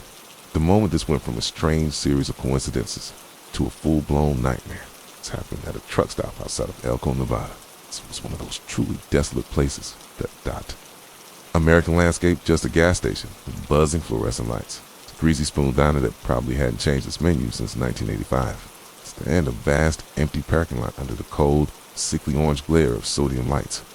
It was the kind of place that felt like the edge of the world, a last stop before falling off into oblivion. I was tired, my eyes gritty from staring at the road for 12 hours straight. All I wanted was a cup of burnt coffee and 5 minutes of not being in motion. I pulled my rig into a spot and headed for the diner. As I walked across the cracked asphalt, a cold wind whipping dust around my ankles, I saw it. Parked at the far end of the lot, almost hidden in deep shadows cast by the last light pole, was the white sedan. My heart hammered against my ribs. Seeing it parked, stationary, was somehow more terrifying than seeing it in my mirror. It meant the driver was here. It meant this wasn't just a shadow on the highway. It was real. For a moment, I considered getting back in my truck and driving away, leaving my desire for coffee behind. But a morbid curiosity, a need to understand, to see the face of the person who had been my silent, ghostly escort for weeks, rooted me to the spot. I had to know. I had to see who was behind the wheel of this phantom car again. And that was a decision that I would regret for the rest of my life. I stood there, rooted to the cracked asphalt, the cold Nevada wind feeling like an icy hand on the back of my neck. My breath plumed in front of my face, each exhale a shaky testament to the fear coiling in my gut. The white sedan sat silently.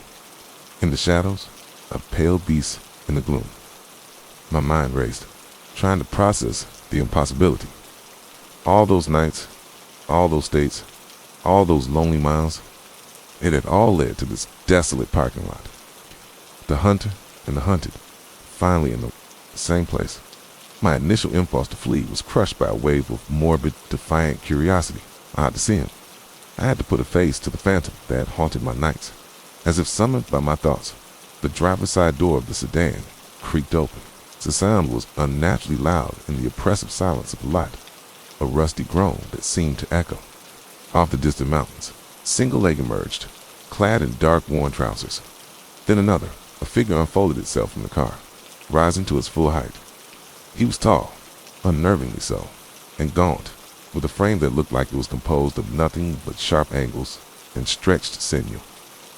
He moved with a stiff, unnatural gait, a jerky, marionette-like quality to his actions that was deeply unsettling. Each step seemed deliberate, yet fundamentally wrong, as if he were a poorly piloted machine, still learning the basics of human locomotion. He shut the car door with a dull thud and began walking toward the diner, his path taking him directly under one of the sputtering sodium lights to my own destination. I remained frozen, a statue of a man clutching a lukewarm cup of coffee, my eyes locked on the approaching figure. I told myself to breathe. I told myself this was it, the moment of truth. I would see his face, and he would just be some guy, some weirdo who happened to drive the same routes I did. The world would click back into place. The mystery would be solved, and I could laugh about it later over the CB with the other drivers, who thought I was crazy. He passed under the light, and my world didn't just tilt on its axis. It shattered into a million irreparable pieces. Every law of nature, every rule of biology, every single thing I knew to be true about the world was incinerated in that single, horrific moment. The man did not have a head, where a head should have been a face, eyes, hair, a mouth. There was nothing. Less than nothing. It was a void, a stump. The collar of his cheap plaid shirt was dark and stained, and rising from it was a ragged, severed neck. It wasn't a clean cut. It was a gruesome, mangled ruin of flesh and sinew, glistening wetly, obscenely, in the sickly orange light. I could see the dark circle of the spinal column, the shredded muscle. There was no blood pouring from it, no fountain of gore there should have been. It was just a stump, a grotesque punctuation mark on an impossible sentence. Yet, he was walking. He moved with that same stiff, purposeful stride, his long arms swinging slightly at the sides. He was walking towards the diner as if he were any other weary traveler, looking for a hot meal. My mind buckled under the sheer, screaming impossibility of it. A hallucination. It had to be. White line fever, they called it. The road had finally, definitively broken me. I was seeing things. Oh, my brain, starved to sleep and overloaded with caffeine, had simply snapped and projected my deepest fears onto a random stranger. I squeezed my eyes shut, praying that when I opened them, he would be whole, or that he would be gone. When I opened him, he was neither. He was closer now, continuing his inexorable path to the diner. The image was unwavering, hideously clear. The ragged neck, the purposeful stride, the complete and utter defiance of reality. A wave of nausea washed over me, and the coffee cup slipped from my numb fingers, spattering across the ground. The sound seemed to break the spell that held me. I stumbled back, my boots scraping on the asphalt, my heart a frantic drum against my ribs. The headless man paid me no mind. He reached the diner's entrance, pulled the glass door open with a steady hand, and stepped inside. It's a little bell above. The door chimed, a cheerful, mundane sound that was so at odds with the cosmic horror I had just witnessed that it bordered on insanity. And then he was gone, swallowed by the diner's interior. I stood there for what felt like an eternity, my body trembling uncontrollably. I stared at the door, expecting him to come back out, expecting some kind of resolution, but nothing happened. The diner remained quiet. The world kept spinning. The cold wind kept blowing. Was he in there, ordering a coffee? Was he sitting in a booth, a headless man and a greasy spoon in the middle of nowhere? The thought was so absurd, so terrifying, that a hysterical laugh threatened to bubble up from my chest. I had to know. I had to have confirmation. My sanity depended on it. With legs that felt like they were made of lead, I forced myself to move. I crept towards the diner, staying in the shadows, my gaze fixed on the large plate glass windows. I reached the entrance and peered inside, my breath fogging a small patch of the glass. The place was empty. It was completely empty, except for the cook, a heavy-set man with a sweat-stained apron, who was wiping down the long formica counter with a damp rag. There were no customers. There was no tall, gaunt man. There was no headless horror sitting in a booth. My hand was shaking so badly I could barely turn the doorknob. The little bell chimed again as I stepped inside, the sound now mocking me. The cook looked up, his expression one of mild annoyance at being disturbed. "Can I help you?" he asked, his voice flat. "The guy?" I stammered, my own voice saying. "Reedy, unfamiliar thing. The guy who just came in. It's a tall fella. Did you see where he went?" The cook stopped wiping the counter and gave me a long, confused look. He scanned the empty diner, then looked back at me as if I were insane. "What guy?" he said slowly. "You're the only one who's been in here for the last hour, pal. And the kitchen's closing in 10. The floor seemed to drop out from me. Under me, I mumbled an apology and backed out of the diner, the bell chiming my retreat. I scrambled back to my rig, my mind a maelstrom of terror and confusion. I fumbled with the keys, my hands refusing to obey simple commands. Finally, I got the door open, hauled myself inside, and slammed it shut. I locked it. I locked it. Passenger side. I grabbed the heaviest thing I could find, heavy-duty tire iron, laid it on the passenger seat. I looked out at the parking lot. The white sedan was gone. The space at the far end of the lot was now just an empty patch of darkness. I didn't sleep that night. I sat in my cab, the engine off, the silence, a suffocating blanket. Every gust of wind, every distant rattle, sent a fresh jolt of adrenaline through my system. I stared out at the empty parking lot, half expecting a headless man to emerge from the shadows and continue his impossible journey. The image of his severed neck was burned onto the inside of my eyelids, a permanent afterimage on my soul. It was a hallucination, I told myself, over and over. A waking nightmare brought on by exhaustion. But as the first hints of dawn began to break over the eastern mountains, painting the sky in shades of gray and purple, I couldn't shake the feeling that I had seen something real, something that wasn't from this world, and it knew my route. I drove out of Elko as the sun crested the mountains, painting the desert in stark, unforgiving light. I didn't fuel up. I didn't grab a coffee. I just drove my foot heavy on the accelerator, my eyes constantly flicking to the rearview mirror. The road behind me remained empty, but it offered no comfort. The absence of the white sedan was now as terrifying as its presence had been. Was it waiting for me up ahead? Was it lurking just over the next rise? The paranoia was a living thing. A passenger in my cab with a cold breath and sharp claws. The next 2 days were a blur of asphalt and fear. I broke every rule in the trucker's handbook. I pushed my driving hours to the absolute limit, fueled by a desperate need to put as much distance as possible between myself and Nevada. I subsisted on stale crackers and warm soda from the cooler. Behind my seat, the thought of stopping, of being stationary and vulnerable, was unbearable. Every truck stop looked like a trap. Every pair of headlights in my mirror at night was the enemy until it passed, revealing a family in a minivan or a kid in a souped-up Honda. With each one, my heart was slammed against my ribs, a frantic prisoner, before settling into a low, thrumming anxiety. I tried to rationalize what I had seen. It was a waking nightmare, I told myself. A trick of the light, combined with extreme fatigue.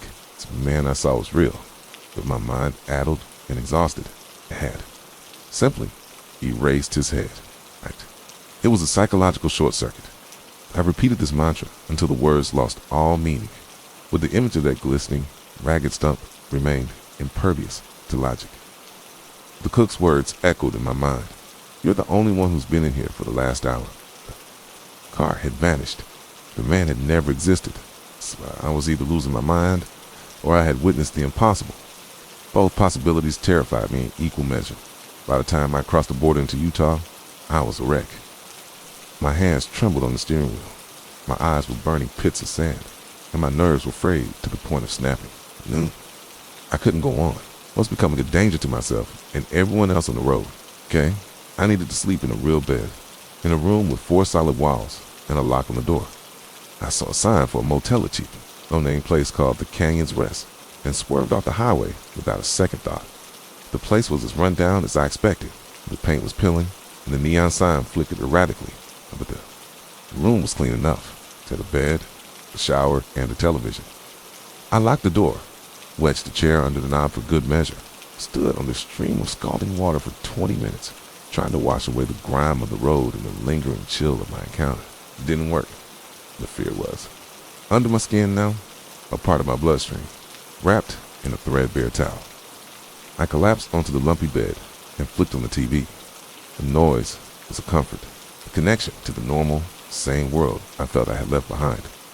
I surfed through the channels, the cheerful inanity of game shows and sitcoms washing over me, until I landed on a local news broadcast out of Salt Lake City. The lead story immediately seized my attention, a grim conclusion to a manhunt that had spanned multiple states. The news anchor said, her expression somber and serious. My blood ran cold. She was standing in front of a graphic that showed a map of the western United States with a series of red dots scattered across Wyoming, Colorado, Arizona, and Nevada. My roots. Authorities have been tracking the serial killer, she continued, believed to be responsible for a string of murders, targeting long-haul truckers at remote rest stops and truck stops. I sat bolt upright, the towel forgotten. My heart began to pound, a slow, heavy drumbeat of dread. The anchor's voice seemed to come from a great distance. The killer's reign of terror ended this morning after a high-speed pursuit. On Interstate 80, police have now confirmed the identity of the deceased suspect, though his motives remained a mystery. They showed his mugshot then. It was a grainy, black and white photo of a man with hollow eyes and a cruel twist to his mouth. I didn't recognize him, but then they showed his car. The image was from a police file, a picture of a vehicle parked in front of a desolate scrub brush. Landscape? It was an old white sedan, a late 90s model. My breath hitched in my throat. It was the car. There was no doubt. The same nondescript shape, the same ghostly pallor. The rear license plate was caked in mud. The suspect was killed when he lost control of his vehicle, the anchor said, her voice dropping. We want to warn our viewers. The images you are about to see are graphic. My mind was screaming at me to change the channel, to turn it off, to run, but I couldn't move. I was paralyzed, held captive by the impending revelation. The screen cut to shaky nighttime footage from a news helicopter that showed the aftermath of a horrific crash. The white sedan was mangled beyond recognition, a twisted heap of metal wrapped around a concrete overpass support. Police lights painted the scene in frantic, strobing flashes of red and blue dot, and then the anchor delivered the final, world-shattering piece of the puzzle. Officials on the scene report that the force of the impact was so severe, she said, her voice carefully measured, that the driver was decapitated in the crash. Decapitated. The word hung in the air of the cheap motel room, an impossible echo. The images on the screen blurred, the ragged stump of a neck glistening under the orange sodium lights, the stiff, purposeful walk, the empty diner, the vanishing car. It wasn't a hallucination. It wasn't white line fever. It wasn't my mind playing tricks on me. It was real. I had been followed for weeks by a ghost. I had been stalked across the lonely highways of America by the restless, malevolent spirit of a serial killer. The man I saw at the truck stop in Elko was already dead. He had died in that crash, his head torn from his body. But he hadn't stopped driving. He hadn't stopped hunting. He was still out there, a headless motorist on an endless road, forever repeating his final journey, forever searching for his next victim. And for some reason, he had chosen me. I don't know how long I sat there, staring at the flickering screen. The news had moved on to sports and weather, to the mundane concerns of a world that still made sense. My world did not. The foundation of my reality had been dynamited, and I was left in the rubble. The road, my sanctuary, my home, had been violated. It was no longer a place of solitude, but a realm of predatory spirits and impossible horrors. The strange lights and phantom whispers I had dismissed for years suddenly seemed not just plausible, but certain. I don't drive the night shift anymore. I can't. Every time I see a pair of headlights appear in my rearview mirror on a lonely stretch of road, the cold dread returns. I see a tall, gaunt figure getting out of a pale white car. I see a ragged stump of a neck, but I know that some rules are breakable. I know that some things, once they are dead, do not have the decency to stay that way. And I know that they're still out there, driving the dark highways of America, looking for company. My name is Leo Ashcroft, and what I am about to recount is not a product of a child's overactive imagination, nor is it a memory distorted by the passage of time. It is a scar etched into my mind with the chilling precision of a surgeon's blade. The events of that night and the horrifying discovery that followed fundamentally altered my perception of safety, of home, and of the thin veil that separates our ordinary lives from the predatory darkness that can lurk just out of sight. I was only 4, perhaps 5 years old, a time when the world should be a canvas of bright, uncomplicated colors. For me, that canvas was irrevocably stained. My parents' separation was a quiet affair, a series of hushed conversations behind closed doors that culminated in my father packing a suitcase. Soon after, my mother, Helen, and I moved into a first-floor, 2-bedroom apartment in a nondescript brick building. It was our fortress, a new beginning. The building had the familiar scent of old wood and dust. The floors creaked with a comforting predictability, and the steam radiators hissed and clanked like sleeping dragons. Our apartment was at the very end of a long, narrow hallway, a layout that gave it a sense of privacy, of being tucked away from the world. My mother saw it as a sanctuary. I would later come to see it as a trap. I had my own room, a small square. Space that my mother had lovingly decorated with glow-in-the-dark stars on the ceiling. I had a poster of friendly-looking dinosaurs. But the comfort of my own bed was no match for the security of hers. So most nights, I would find my way into her room, a small shadow seeking warmth and the steady rhythm of her breathing. Our bedrooms were situated directly across from each other, 2 open doorways facing one another at the terminus of that long hall. It was a geography I knew intimately, even in the dark. And then there was Walter, our cat, a magnificent ginger tomcat with a barrel chest and a rumbling purr, was more than a pet. He was a furry, 4-legged guardian, a dedicated snuggler. He would stake his claim at the foot of the bed each night, a warm, living weight that anchored us to our dreams. His presence was a constant, a furry barometer of peace. If Walter was relaxed, all was right with the world. That's the first thing I remember being wrong that night. The very first thread that, when pulled, unraveled everything. The silence was what woke me. Not a noise, but the absence of one. The familiar symphony of the old building, the groaning pipes, the distant rumble of traffic, the soft snores from. My mother had ceased. There was only a profound, listening stillness. I sat bolt upright in the bed, my heart thumping a sudden, panicked rhythm against my small ribs. The room was bathed in a faint, watery orange glow of a street lamp filtering through the blinds. But in that dim light, I saw him. Walter was not at his post. He was sitting in the doorframe of my mother's room, a perfect silhouette against the deeper darkness of the hallway. His posture was unlike anything I had ever seen. It was rigid, tense, his body coiled like a spring. His ears, usually soft and expressive, were flattened against his skull. He was staring, with an unnerving and unbroken intensity, directly across the hall into my empty bedroom. The door to my room was slightly ajar, a black sliver of void in the wall. This was profoundly strange. Walter was a creature of habit and comfort. He was never more than a few feet from one of us during the night, a furry appendage to our sleeping forms. To see him on guard, so far away, sent a prickle of unease through me. As I watched, paralyzed by a confusion I couldn't yet name as fear, he moved. He didn't walk in his usual fluid, graceful way. He walked stiffly, his legs like stilts, and disappeared into the blackness of my room. A moment later, a single low meow echoed from within. It wasn't a call for food or a plea for attention.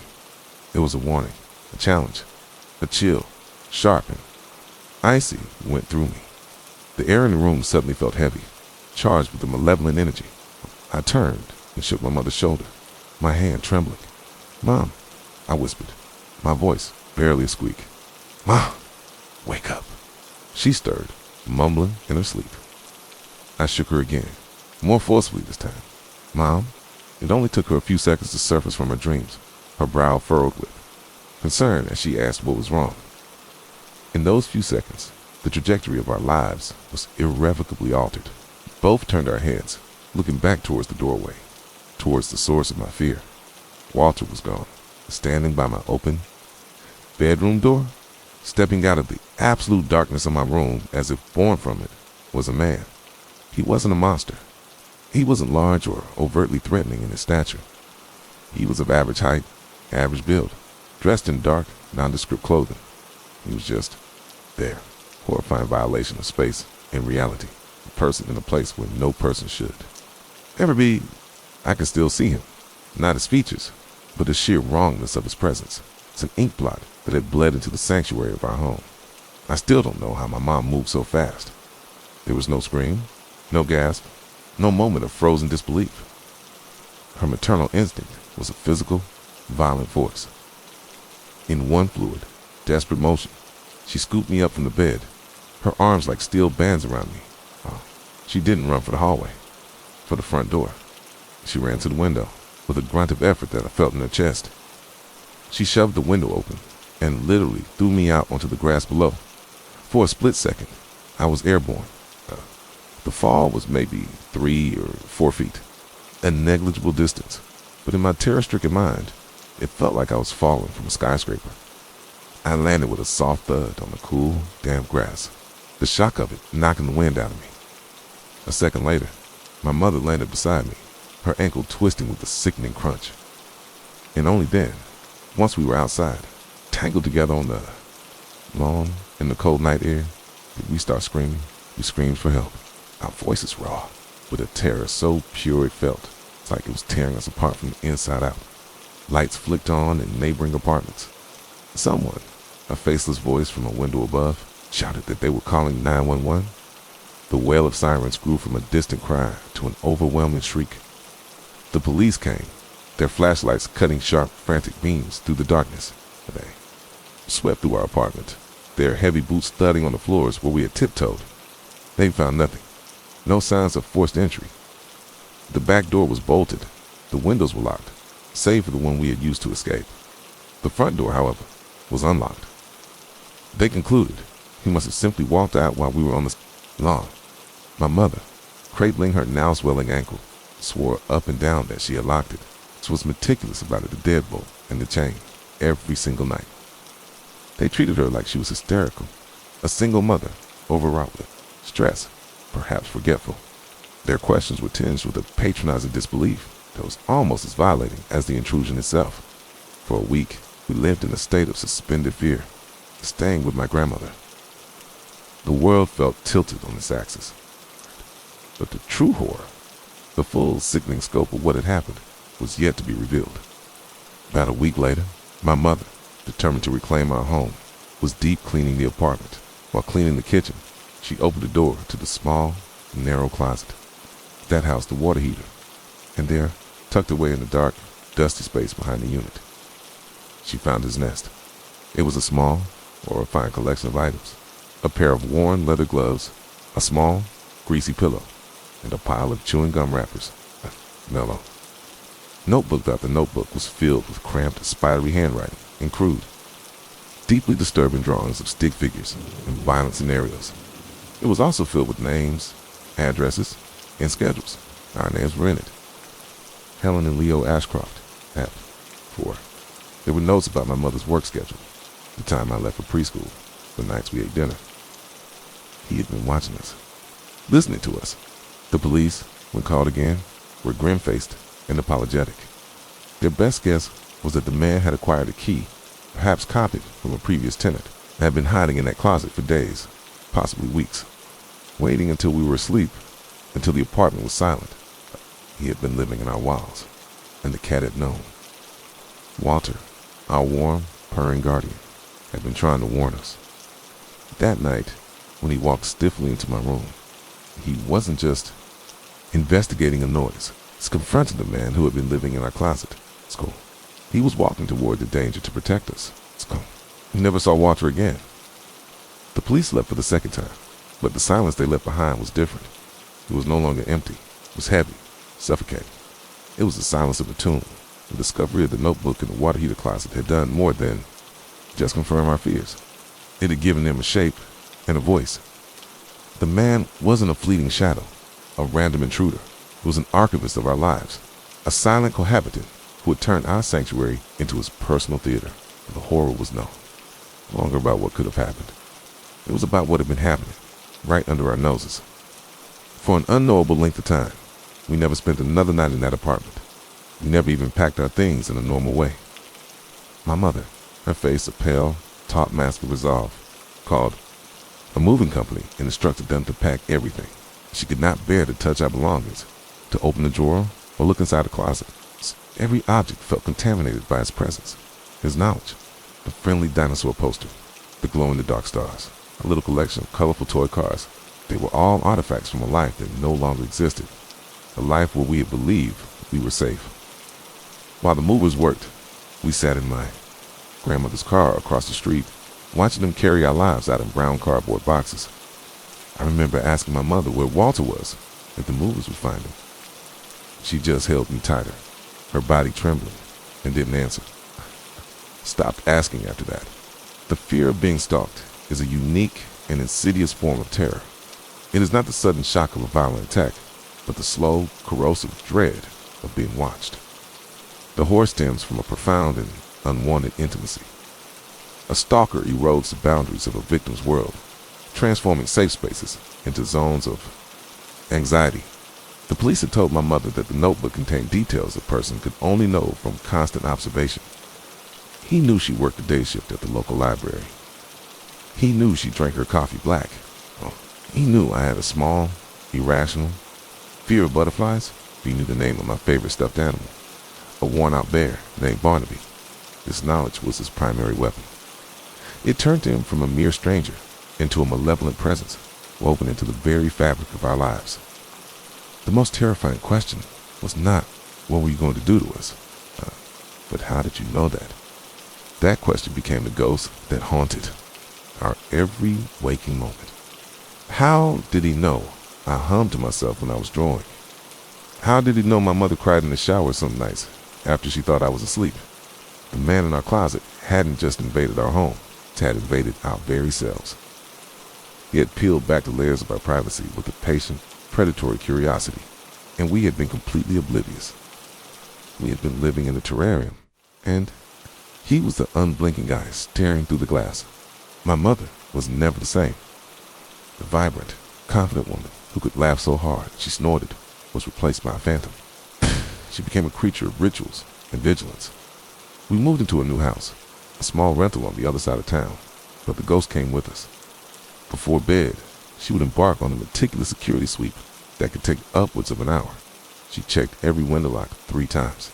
She wedged chairs under the doorknobs of the front and back doors, in addition to the deadbolts and chains. She bought thick, heavy blackout curtains for every window, not for the light, but for the prying eyes she imagined were always there. She stopped, sleeping through the night. I would wake up to find her standing in my doorway, just watching me breathe. Her love, once a warm and comforting blanket, now felt sharp, edged with a desperate, frantic fear. The silence she had once cherished became her enemy. She had to have noise, a constant buffer against the listening stillness he had left behind. The television was always on, even if no one was watching it. Its cheerful, mindless chatter, a flimsy shield against the darkness. As for me, a child's mind has a strange way of processing trauma. It doesn't analyze it, it absorbs it. The fear became a part of my DNA. Closets were no longer places to hide toys. There were layers. The darkness under my bed was not empty. It was waiting. For years, I couldn't sleep without a light on. And even then, I would lie awake for hours, my ears strained to catch any sound that was out of place. The normal creaks and groans of a house settling were, to me, the sounds of an intruder's footsteps. A floorboard groaning upstairs was him. The rustle of leaves against the window pane was his hand, testing the lock. I became a quiet, watchful child. I learned to read my mother's moods, to recognize the subtle signs of her anxiety, the way she would grip her coffee mug until her knuckles turned white, the distant, unfocused look in her eyes. Our conversations became minefields of things, left unsaid. We never spoke of him directly. He was that man, or what happened. We never spoke of Walter at all. The loss of my cat was a grief I had to carry alone, a silent testament to the sacrifice he had made. In my child's mind, Walter was a hero who had faced the monster in the dark. and the monster had taken him away. The police investigation went nowhere. The man was a ghost. No fingerprints, no witnesses who saw him enter or leave. No leads from the notebook, which contained no personal information about him. He was just a void, a question mark that hung over our lives. This lack of closure was a unique form of torture. An enemy you can see can be fought. A threat you can name can be understood. But how do you fight a ghost? How do you protect yourself from a man with no face, no name, no past? He could be anyone. The man in line behind us at the grocery store, the quiet neighbor who kept to himself, the mailman. Every stranger was a potential suspect, their gaze a potential threat. The unblinking gaze of our stalker was now internalized. We had learned to stalk ourselves, constantly monitoring our surroundings, forever looking over our shoulders. The world was no longer a safe place. It was a stage, and we were forever on it, waiting for the curtain to rise on the next act of a horror show we never auditioned for it. Years pass, but trauma doesn't have a statute of limitations. It doesn't fade like an old photograph. It metabolizes, becomes part of your blood and bone, an invisible framework upon which you build the rest of your life. By the time I was 25, I had constructed a careful facade of normalcy. I had a degree in architecture, a job at a small firm in a city hundreds of miles away from where I grew up, in an apartment on the 7th floor of a secure building. I designed spaces, creating order out of chaos, a profession that was likely a subconscious attempt to control the environments I could no longer trust. I had friends, I dated, went through the motions of a life untouched by horror. But it was all a lie. The ghost never left us. For my mother, Helen, it was a life sentence. Her world, which had once been expansive and full of light, had shrunk to the size of her small, obsessively secured house. The television was still her constant companion, its noise a desperate shield against the silence where memories lived. Her health deteriorated, the constant stress and lack of sleep exacting their slow, cruel price. The vibrant woman was gone, replaced by a frail, frightened stranger who flinched at sudden noises and saw threats in every shadow. Our phone calls were exercises in avoidance, circling the black hole of our shared past without ever acknowledging it by name. I would tell her I was fine, and she would tell me she was fine, and we both knew we were lying. My own life was governed by the man's invisible legacy. I could never truly rest. I slept with a heavy mag light by my bed and checked the locks on my apartment door 3, 4, sometimes 5 times before I could even think about relaxing. I chose apartments in high-rise buildings because I had a deep-seated, irrational fear of the ground floor. I couldn't stand being in a quiet house. Like my mother, I needed a buffer of sound to podcast, music, a fan to keep the listening silence at bay. Relationships would crumble under the weight of my paranoia. How do you explain to someone you've fallen for that you need to check every closet in their apartment before you can stay the night? How do you articulate a fear so profound that it feels like a physical presence in the room? You can't, so you end things, or you let them wither. Intimacy feels like a vulnerability you can't afford. The catalyst for the final act came 2 months after my mother's death from a heart attack. The doctors called it cardiac arrest, but I knew the truth. She died of fear, her heart simply giving out after decades of being under siege, while clearing out her house, a place that felt more like a shrine to anxiety than a home. I found a sealed box in the back of her wardrobe. It was labeled Leo, do not open. My hands trembled as I cut the tape. Inside, nestled amongst my old school reports and childhood drawings, was the notebook, his notebook. I hadn't seen it since I was a child, but the sight of it sent a jolt, of ice-cold adrenaline through me.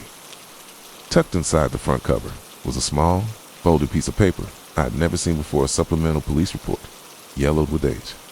It detailed a follow-up interview with a neighbor from our old apartment building, Mrs. Gable, from the unit directly above ours. The original report had dismissed her as unreliable. Its follow-up, dated a month after the incident, was more. DETAILED. Mrs. Gable had told the police she'd heard noises for weeks. Not loud noises, but faint, rhythmic ones. Tapping, scraping. She had assumed it was the building's ancient plumbing. But on the night we escaped, she told the officers something else. She said that about an hour before our screams shattered the night silence, she heard a distinct sound from the apartment below. It was the soft, melodic sound of a cat's bell, jingling frantically for a few seconds before stopping abruptly. Walter didn't wear a bell. That single? Impossible. Detail lit a fire in me. The ghost suddenly had a new dimension. For 20 years, he had been a faceless void. Now, he was a man who might have made a mistake. I became obsessed. I took a leave of absence from work, turning my meticulously ordered apartment into a chaotic command center. I scanned the notebook's pages, a vile litany of names and disturbing sketches. Using the internet, I began cross-referencing the other names and addresses listed, as most were dead ends, people who had moved decades ago. But then I found one, a family, the Millers, who had lived across town from us in 1998. They had reported a break-in, but nothing was stolen. The police report mentioned the family's cat had gone missing the same week. A pattern began to emerge from the digital ether. I searched for cold cases, unsolved burglaries, and missing persons reports from that era in a 50-mile radius. I found 3 other cases over a 2-year period with similar, bizarre characteristics. A home invasion where nothing of value was taken. A family pet disappearing, and the residents reporting an unsettling feeling of being watched prior to the event. In one case, a child mentioned a man in the wall, but was dismissed as having nightmares. He was a predator who wasn't interested in theft. His currency was terror. His trophy was the violation itself. As the missing pets, I realized, with a wave of nausea, weren't accidental casualties. They were the guardians, the first line of defense that had to be silenced. Walter hadn't just confronted the man. Oh, he had been deliberately eliminated. The final piece of the puzzle fell into place through a public records search on the apartment. The building itself. I looked up its history, its maintenance records, its blueprints, and I found it. A note from the 1970s about the building's construction mentioned that the water heater closets were originally designed to be larger to accommodate older, bulkier units. When newer, slimmer heaters were installed in the late 80s, a significant void space was left behind the units in every apartment. They hadn't just hidden in our closet. He had access to a network of them. So he could move between the walls. My search culminated in a name. One of the other cases I found, a 1999 incident, had a single suspect who was questioned but never charged due to lack of evidence. A man named Raymond Fink, a former maintenance worker who had been fired from a property management company. That serviced all the buildings in question, including ours. He had been fired for stealing master keys. A quick search for his name brought up a recent news article. Raymond Fink, age 62, had been arrested a month ago for stalking a young woman. The photo attached to the article made the air leave mine. Lungs? It was him. I didn't recognize the face from memory, of course. But I recognized the utter blandness of it, the chilling anonymity my mother had described. He was just a man, an average, forgettable man who could be anyone. The article mentioned that when they arrested him, they found his car parked nearby. In the trunk, they found a collection of notebooks filled with names and drawings, and a small box containing dozens of little cat bells. There was no victory in that moment. No sense of closure. The knowledge didn't cauterize the wound. It ripped it open wider. The ghost had a name and a face, but he was no less a monster. He was real. He was tangible.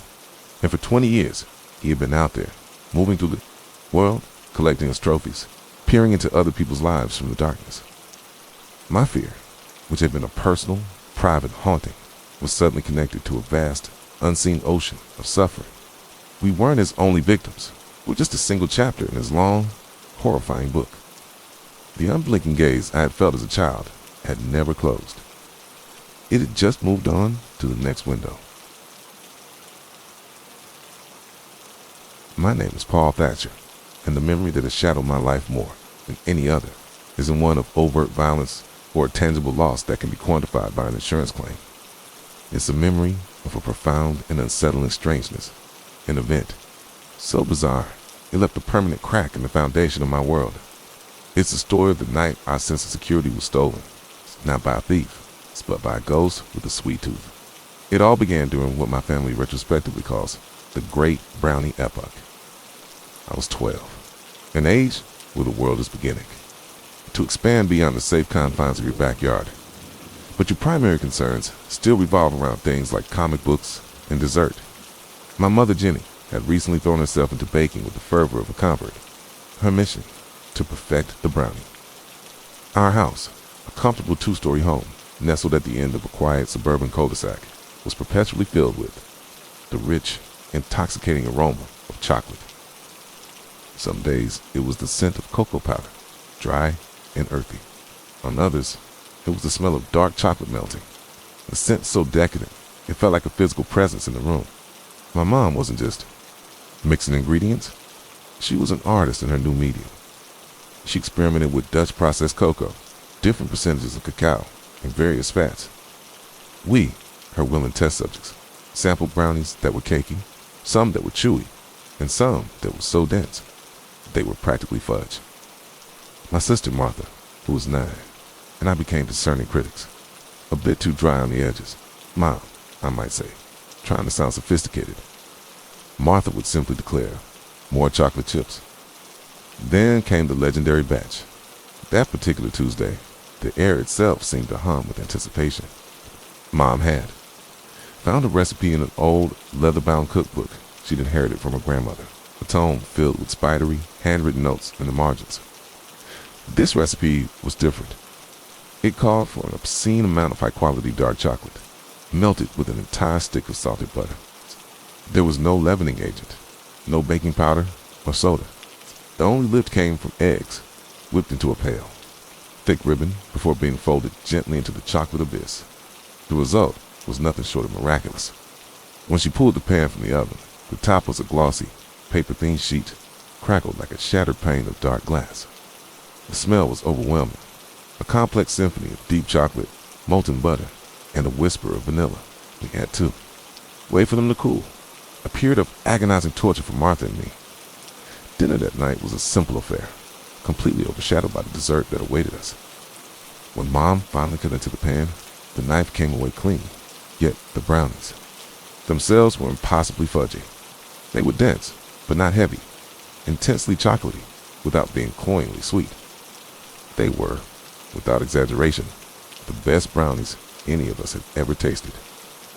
My dad, George, a man of few but sincere words, took one bite, closed his eyes, and just nodded slowly.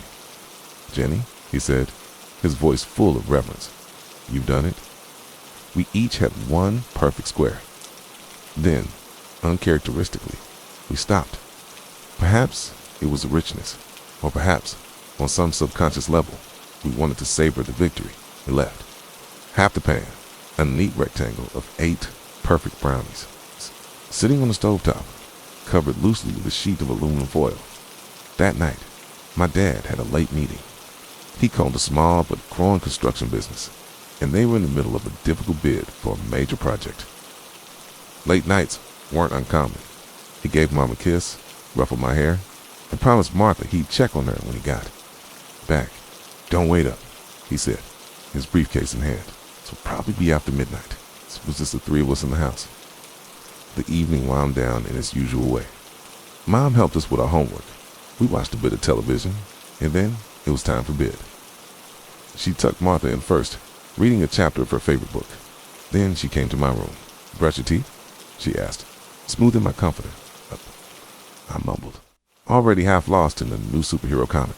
"All right, sweetie, sleep well." She kissed my forehead. She walked out. She pulled the door mostly shut, leaving just a crack of hallway light. She went to her own room. Since Dad was due back in a few hours, she didn't bother with the deadbolt on the back door or the security chain. It was a tiny, seemingly insignificant omission, a small act of faith in the safety of our quiet street, an act she would never repeat. I fell asleep to the familiar sounds of the house settling, the gentle hum of the refrigerator, the distant whisper of wind in the tall pine trees that bordered our property. The woods behind our house were a dark, mysterious world that fueled my childhood imagination, a place of adventure in the day and a place of unseen things at night. I was deep in a dream when I was ripped from sleep. It wasn't a gradual awakening. It was a sudden, violent jolt caused by a sound that should not exist in the middle of the night. My father's voice, not tired or quiet, but shouting, was a raw, guttural sound of pure, unadulterated rage mixed with something else as sharp, edge of panic. George. My mother screamed from her bedroom. My door flew open. Paul, Martha, stay in your rooms, Mom commanded. Her voice trembling but firm, but we didn't listen. Fear is a powerful magnet. I scrambled out of bed, my heart hammering against my ribs. Martha was already peeking out of her doorway, her face pale and her eyes wide with terror. We met in the hallway and crept to the top of the stairs together. Down below, the scene was chaotic. My dad was standing in the middle of the kitchen, his fists clenched at his sides. He was still in his work clothes, but his tie was askew, and his face was a mask of disbelief. The back door was wide open, swinging gently in the night breeze, a gaping black mouth that had swallowed our safety. My mom was rushing towards him, her hand at her throat. "What is it? What happened?" she cried. He told us, the words tumbling, out in the torrent. He had pulled into the driveway and immediately knew something was wrong. The large garage door, which was always kept closed, was open, and his bicycle, a 10-speed, he cherished and kept meticulously inside the garage, was standing upright in the middle of the driveway, glinting under the security light. His first thought, bizarrely, was an intruder. Our neighborhood was that safe. He thought maybe a friend of his, someone from his weekend riding group had stopped by needing to borrow it, and finding him not home, was waiting. So, he got out of his car, his mind still processing this strange tableau. He walked towards the house and glanced through the large kitchen window, and that's when he saw him. A man was standing in our kitchen.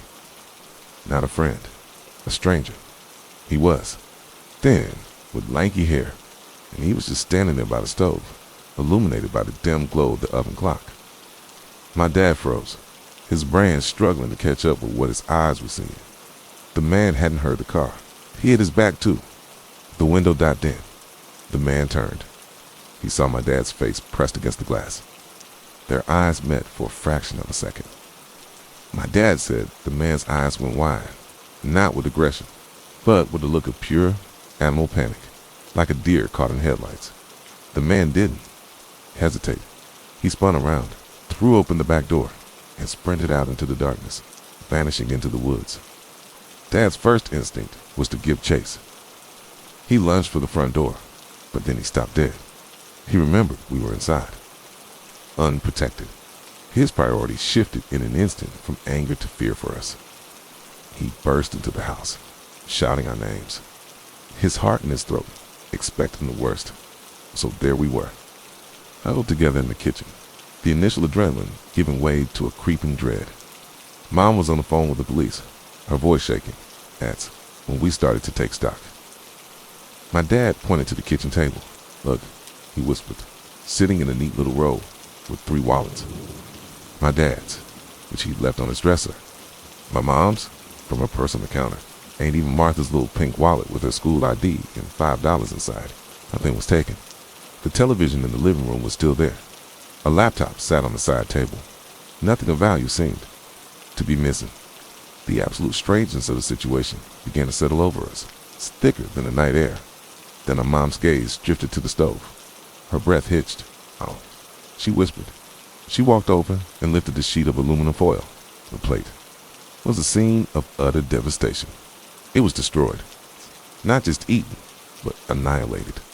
The man who had broken into our home, the man who had walked past hundreds of dollars in cash, credit cards, and electronics, had made a beeline for the legendary brownies and had devoured every single one. Crumbs were scattered across the stovetop, and the floor like shrapnel from a delicious explosion. He had eaten all 8 of them at that moment. Standing in the cold kitchen with the police on their way, a wave of childish indignation washed over my fear. I was more upset about the brownies than the break-in. But then I saw the look on my parents' faces. It wasn't anger. It was a deep, chilling confusion that was far more terrifying. But my dad didn't sleep for days. The very next morning, he had a state-of-the-art alarm system installed, so with sensors on every door and window. We lost nothing of monetary value that night, but we lost something far more precious. The illusion that the lock on our door was enough to keep the world at bay. We learned that the walls of our home were fragile, and that the motivations of the shadows were not always what you'd expect. The lock on our door had been undone, not by a thief seeking riches, but by a hungry, inexplicable phantom. And that was only the beginning. The arrival of the police did little to dispel the surreal atmosphere in our kitchen. 2 officers, a veteran named Miller with a weary face and a younger, sharper-eyed partner named Chen, walked through the scene. They listened patiently as my father, his voice still tight with a mixture of anger and adrenaline, recounted the story of the bicycle, the man in the kitchen, and the frantic escape. They examined the back door, finding no signs of forced entry. The knob had simply been turned.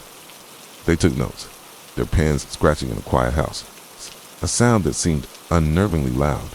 But as the story progressed to its bizarre conclusion, I could see a subtle shift in their professional demeanor of my mother, her voice barely. A whisper pointed to the foil-covered pan and explained what the intruder had actually done. Officer Miller's expression flickered from concern to something approaching bewilderment. He and Chen exchanged a look. "So, let me get this straight, ma'am," Miller said, his gaze drifting from the wallets on the table to the crumb-covered stove. "He came in, ignored your valuables, and ate your brownies." "All of them," my dad confirmed, his jaw tight. "He ate all 8 of them." The officer Chen crouched down, shining his flashlight on the floor, sweeping it over the scattered crumbs as if there were shell casings at a murder scene. "There was a whole pan," he asked. "Half a pan," I corrected, before my mom put a gentle hand on my shoulder. The correction felt incredibly important to me at that moment. It was the detail that underscored the sheer gluttony, the madness of it all. They dusted for fingerprints, but the results were inconclusive. Smudges on the doorknob, on the counter, on the foil itself, but nothing clear enough to be useful. The man had vanished into the woods, a vast, dark expanse that was impossible to search effectively at night. They took our statements, promised to patrol the area more frequently, and left us with a case number and a pamphlet on home security. As they walked out the door, I overheard Miller say to Chen, "In 20 years, never written a report about a B and E for dessert." Their departure left a vacuum in the house, a silence that was heavier and more menacing than before. The illusion of authority and control had gone with them.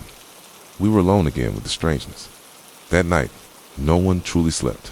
Our parents installed the new alarm system the very next day. It was a top-of-the-line model with motion sensors, window contacts, and a keypad by each door that chirped and beeped, adding a new electronic language to the sounds of our home's life. After the break-in was defined by this new system, it became the ritual that bookended our days. The final act before bed was my father walking the perimeter, checking each lock, and then setting the alarm. Its 3 sharp beeps, a nightly benediction of fear. The first sound in the morning was a frantic rush to disarm it before the piercing siren blared.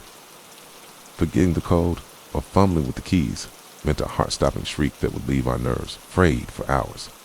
The house was no longer just our home. It was a fortress, and we were its anxious wardens. The psychological toll on my family was immediate and profound. My father, George, changed the most. He had always been the bedrock of our family calm, steady and capable.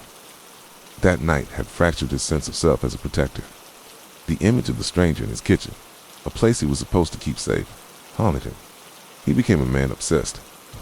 He would sit in the living room late at night, long after the rest of us were in bed, just watching the dark tree line at the edge of our property, about a powerful spotlight, and would sometimes sweep it across the woods, searching for a ghost he knew he wouldn't find.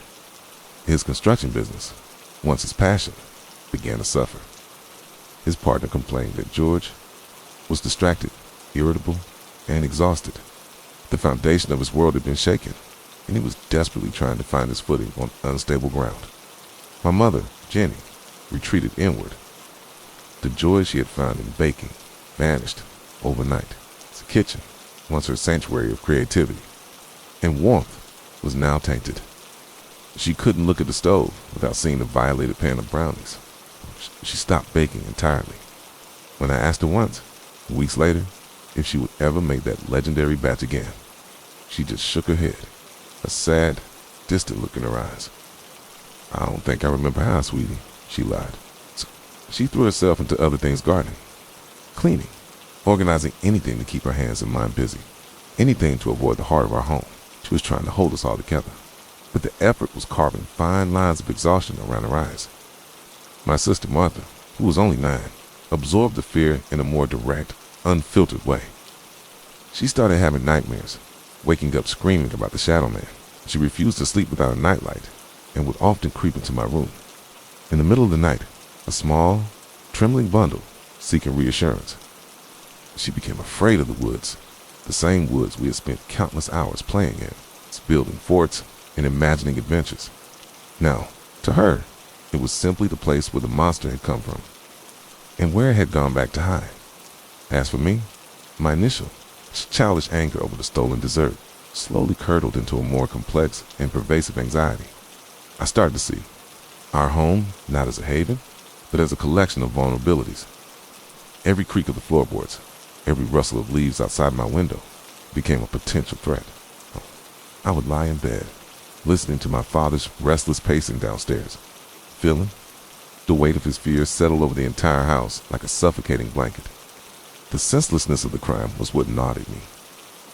A thief, you can understand. A vandal, you can comprehend. But what kind of person risks everything for brownies? The lack of a rational motive made the intruder seem less human, more like a force of nature, an entity driven by an unknowable, alien hunger. The story of the brownie phantom, as I secretly called him, became the great unspoken truth of our lives. We never talked about it directly, but it was always there, in the triple checking of the deadbolt, in the way my mom's eyes would dart to the back door whenever a car drove by too slowly, in the hollow, tired look that became my father's default expression. About a month after the incident, just as a fragile sense of normalcy was beginning to take root, I made a discovery. I was kicking a soccer ball in the backyard, trying to reclaim some of the old, carefree feeling of the space. The ball went wide, rolling to a stop just a few feet from the edge of the woods.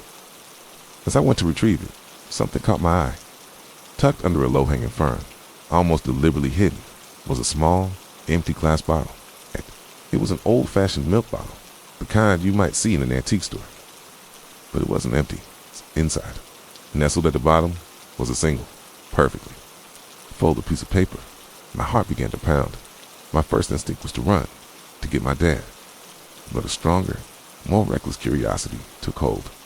My hands trembling, I reached under the fern and picked up the bottle. The glass was cool and smooth. With some difficulty, I managed to shake the folded paper out into my palm. It was a page torn from a small notebook, and written on it in messy, blocky letters were just 2 words: "More, please." The 2 words on the scrap of paper, "More, please," sent a jolt through me that was colder and sharper than the initial shock of the breaking. This was different. This wasn't just a random act of bizarre hunger anymore. This was a message. Communication. The phantom had a voice, and it was speaking directly to me. I stood frozen in the backyard, the crumpled note in my sweaty palm, the glass bottle feeling like a heavy, damning piece of evidence. The world seemed to shrink until it was just me, the silent woods, and that polite, terrifying request. My first impulse was to scream for my dad, to show him the proof that this wasn't over, that the ghost was still out there, watching us. But I stopped myself, pictured my father's face, the haunted, exhausted look that had become his permanent expression. I imagined the fragile shell of normalcy we had painstakingly constructed over the past month shattering into a million pieces. Showing him this note would be like throwing a rock through a healing wound. It would undo everything. Successive patrols would start again. The spotlight would once more slice through the darkness, and a suffocating blanket of fear would descend upon our house again. Heavier than before. In that moment, a 12-year-old boy standing at the edge of the woods, I made an adult decision. I would carry this secret alone. The note became my talisman of dread. I kept it hidden in an old comic book box under my bed, but its presence was a constant weight in my mind. The words echoed in my thoughts. "More, please." It was so absurdly civil. It wasn't a threat. It was a request, almost a plea. And its politeness was, in its own way, more unnerving than any overt menace. It created a strange, twisted connection between me and the intruder. He wasn't just a monster. He was a monster who wanted something specific, something only my family could provide, okay? And he had asked me for it. A week passed, then two. Every night, I would lie awake, my ears straining, listening for a footstep on the back porch, for the gentle rattle of the doorknob. The fear was a living thing inside me, but it was slowly being replaced by something else, a strange sense of responsibility. What if this was a test? What if providing the brownies was the only way to make him go away for good, to break the spell? It was the logic of a fairy tale, of leaving milk out for the fae folk to appease them. It was insane, but our situation had long since departed from the shores of sanity. I decided what I had to do. I had to bake the brownies, the mission required. Stealth and careful planning. My mother, Jenny, had completely abandoned the kitchen as her creative space. She still cooked our meals, but with a mechanical, joyless efficiency. She never lingered. She had hidden her grandmother's leather-bound cookbook, the source of the legendary recipe. Took me 2 days of surreptitious searching to find. It tucked away on the highest shelf of the hall closet, buried under a pile of old blankets. My opportunity came on a Friday night.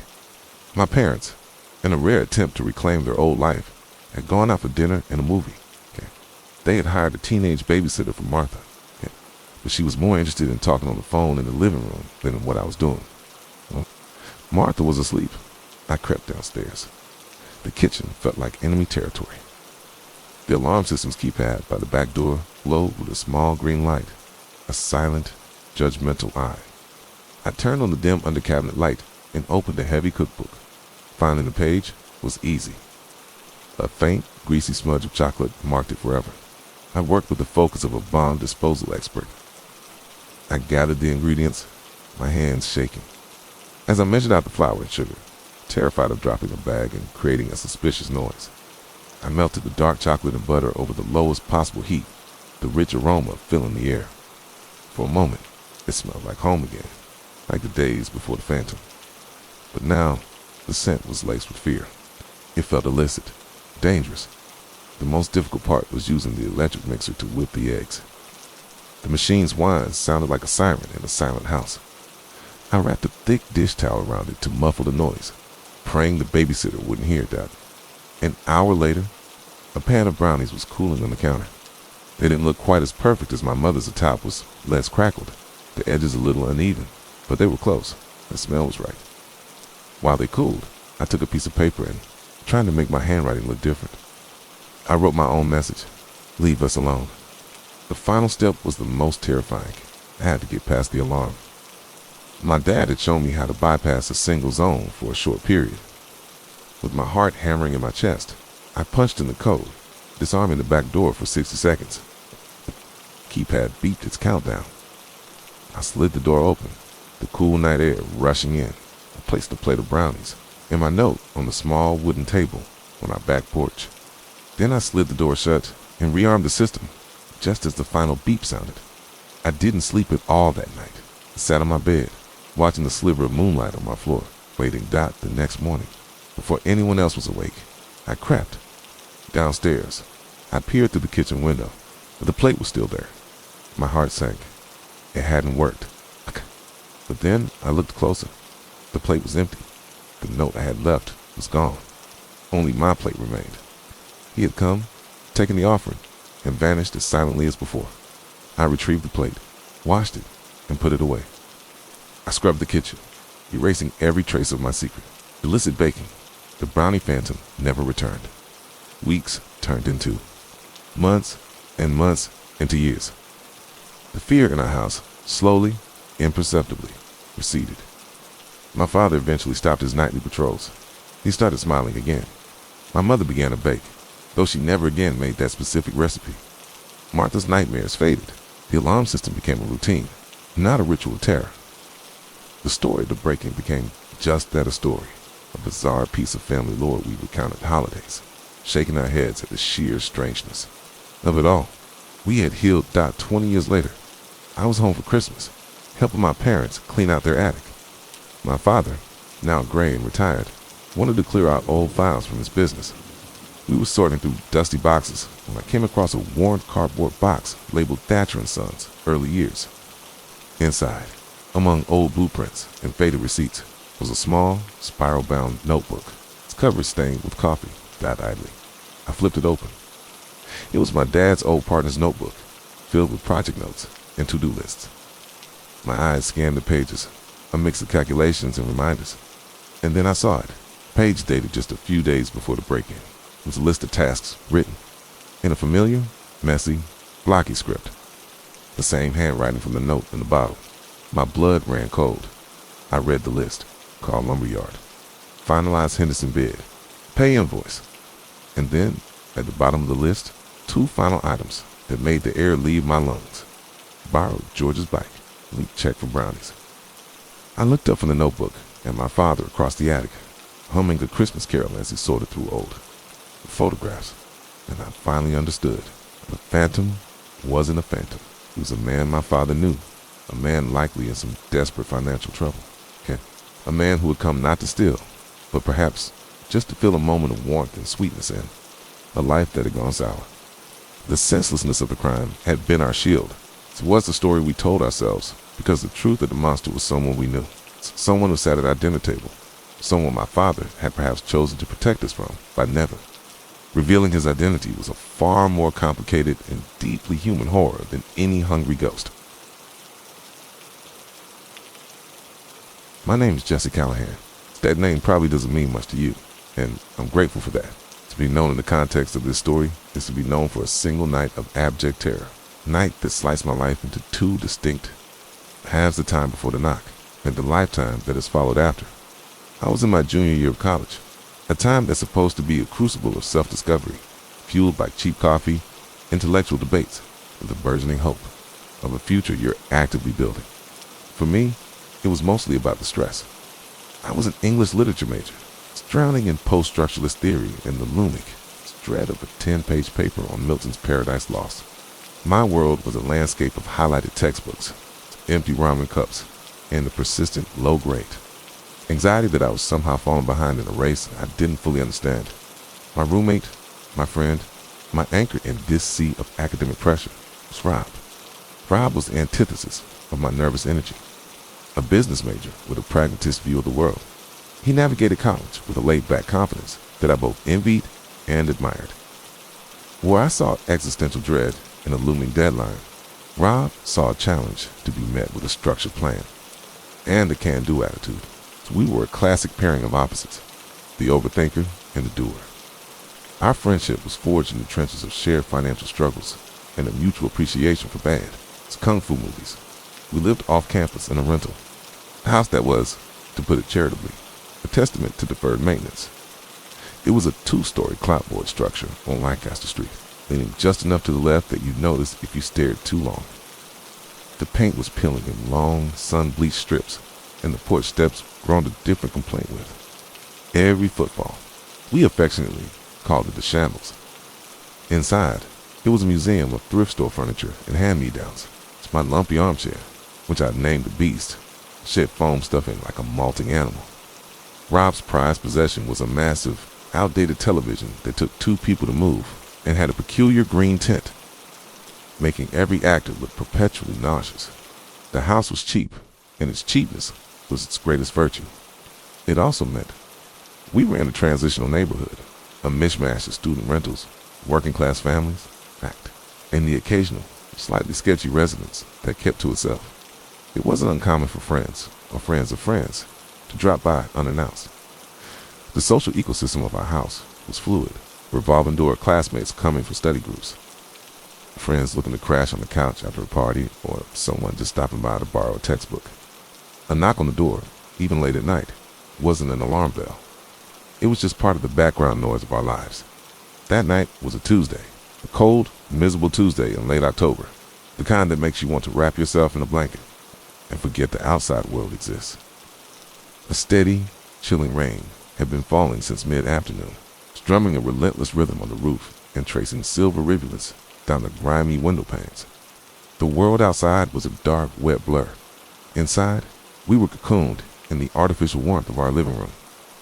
The green-tinted TV was playing some low-budget science fiction movie about alien parasites, okay? I was half watching, half staring at a blank. Page on my laptop screen, the cursor blinking mockingly. The Milton paper was due Friday. Rob was sprawled on the floor, meticulously cleaning his sneakers with a toothbrush, a task he found strangely therapeutic. The air was thick with the comfortable silence of two people who know each other well enough not to need constant conversation. The only sounds were the rain, the tinny dialogue from the TV, and the soft shush-shush of Rob's brush against rubber. It was a perfectly ordinary, forgettable night. And then came the knock. It wasn't a polite tap-tap. It was a hard, impatient fist striking the wooden door. 3 solid thuds that seemed to shake the very frame of the house. It was a sound that didn't belong in the gentle rhythm of the evening. I looked up at my laptop, my brow furrowed. Rob paused his cleaning, toothbrush held midair, expecting someone. I asked, my voice a low murmur. Rob shrugged, a casual gesture that was so quintessentially him. Nah, probably just Calvin from next door, wanting to borrow my notes again. Started to get up. It was 11 p.m., a strange wave of unease, cold, and sun washed over me. It was a primal, inexplicable feeling. It's a little late for Kevin, isn't it? He's a night owl. Relax, man. Rob walked towards the door, his footsteps heavy on the worn floorboards. Didn't even bother to look through the peephole. A small, clouded piece of glass we never used anyway. It's a single, thoughtless action. It's something I've replayed in my mind a million times. The sliding door of fate, moving along a track he didn't even see. He reached for the doorknob. The door didn't open. It exploded inward. The sound was a violent crack of splintering wood and tortured metal as the lock and jam gave way completely. The door flew off its hinges, crashing against the wall with a deafening bang. For a split second, my brain couldn't process what it was seeing. It was like a scene from a movie, too surreal for reality. Framed in the doorway, silhouetted against the rainy darkness, were 4 figures. They poured into our small living room, not like guests, but like a wave, a force of nature. They were a chaotic blur of dark hoodies and grim-faced intent. The cold, wet night air rushed in with them, chasing away the room's cozy warmth. In an instant, my body froze. I was still on the couch, my laptop suddenly feeling like a useless slab of plastic on my knees. My breath caught in my throat, a strangled gasp that made no sound. Listen, Kevin, this wasn't a friend. This was something else entirely. Before Rob could even react to his shout or fight back, one of them was on him. He was wiry and moved with a terrifying, predatory efficiency. In one fluid motion, he shoved Rob back against the wall, and something metallic glinted under the dim light of our living room lamp. It was a gun, a small, black, brutally real handgun. The man pressed the barrel hard against the side of Rob's neck. My blood didn't just run cold. It turned to solid ice in my veins. The entire world narrowed to that single, horrific point of contact. The cold, unyielding metal against the soft, vulnerable skin of my best friend's throat. The leader, the man with the gun, leaned in close, his face inches from Rob's. His eyes were flat, devoid of any light or emotion, like chips of obsidian. They scanned the room, taking in our pathetic collection of student belongings with a look of utter disdain. When he spoke, his voice was a low, menacing hiss that cut through the ringing in my ears. Where are the drugs? The question hung in the air, thick and venomous. Where are the drugs? It wasn't a genuine inquiry. It was an accusation, a verdict already delivered. Our time seemed to warp, stretching the seconds into an eternity. My entire universe had shrunk to the space between the gun and Rob's pulse. I could see the muscles in his neck tense, a bead of sweat tracing a path down his temple. Rob, bless his honest, pragmatic heart, just stammered. His voice was a strangled croak, barely audible over the sound of my own blood roaring in my ears. Drugs, man. We don't have any drugs. He tried to shake his head, but the pressure of the gun barrel stopped him. We're just college students. You got it wrong. Don't lie to me, the leader snarled. The words were a spray of venom, and he punctuated them by digging the gun deeper into Rob's flesh. Rob let out a pained grunt, his eyes wide, with a mixture of terror and confusion. The man's dead eyes flickered from Rob to me, pinning me to the couch. I felt like a bug under a microscope, utterly exposed and powerless. My survival instincts, buried under layers of academic theory. and social anxiety screamed to the surface. It was a raw, primal command. Do something. Say something. Don't let him kill Rob. My hands, which felt like they belonged to someone else, rose slowly into the air. It was a gesture of complete surrender. The only language I thought they might. Understand? He's telling the truth, I said. My voice trembled so violently, I barely recognized it as my own. It was thin, reedy, pathetic. Listen to me. He's telling the truth. We don't have anything. There are no drugs here. It's textbooks and laundry. My mind raced, trying to find a path out of this nightmare. What did they want? If not drugs, then what? Take whatever you want, I pleaded, my eyes darting around our squalid living room. It's a TV. It's old, but it works. My laptop is right here. Let's take our wallets, our phones, whatever. Just, please, Adonis. The leader's gaze remained fixed on me for a long moment. Its expression was unreadable, a mask of cold fury. I could see the other 3 men shifting behind him, their presence a menacing weight in the small room. They were like wolves, circling, waiting for the signal from the alpha. One was significantly larger than the others, a bulky silhouette whose hands were clenched into massive fists. Another was fidgety, his head constantly swiveling, his eyes darting towards the windows as if expecting an ambush. The fourth one, younger than the rest, just stood near the doorway he had helped demolish, a silent, almost passive observer. The leader seemed to consider my desperate plea. He gave a curt, almost imperceptible nod, while he kept the gun firmly planted on Rob. The other 3 sprang into action. They didn't speak. They moved with a shared, violent purpose. The fragile piece of our home was shattered into 1,000 pieces. The sound was an avalanche of destruction. The bulky one went straight for our pathetic entertainment center, swiping Rob's video game console and a stack of DVDs to the floor with a crash of plastic and splintering wood. The fidgety one disappeared into the kitchen. And I heard the cacophony of our cupboards being thrown open. The clatter of plates and mugs being dumped onto the counter. The third man stormed past me and up the narrow, creaking staircase to our bedrooms. The sounds from upstairs were even more terrifying. The heavy thud of mattresses being flipped, the screech of dresser drawers being ripped from their runners and their contents closed. Its papers, the mundane detritus of our lives being unceremoniously dumped onto the floor. It was methodical, a whirlwind of calculated chaos. The entire time, I remained frozen on the couch, my hands still in the air. The leader stood over Rob, a statue of menace. I could hear Rob's breathing, ragged and shallow. I focused on that sound, the rise and fall of his chest, as if I could keep him alive through sheer force of will. The cold sweat that had started on my neck was now a chilling cascade down my back, soaking my t-shirt. This was it. This was how it ended. A headline in the student paper. 2 students killed in botched robbery.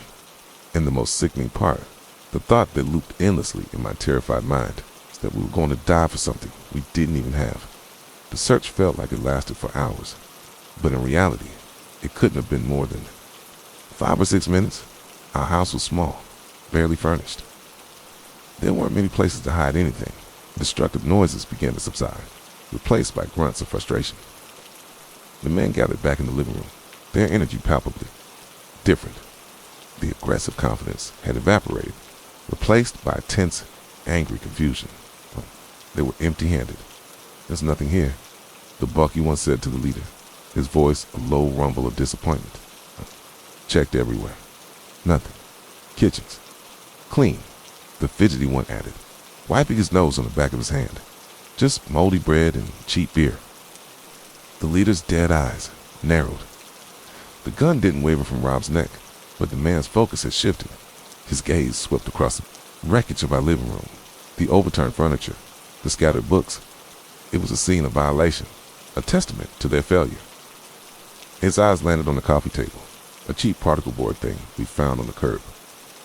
On it, amidst the clutter of mugs and old magazines, was a stack of mail, a utility bill addressed. To me, Jesse Callahan was lying on top dot. I watched as the leader's eyes scanned the name and address. I saw the flicker.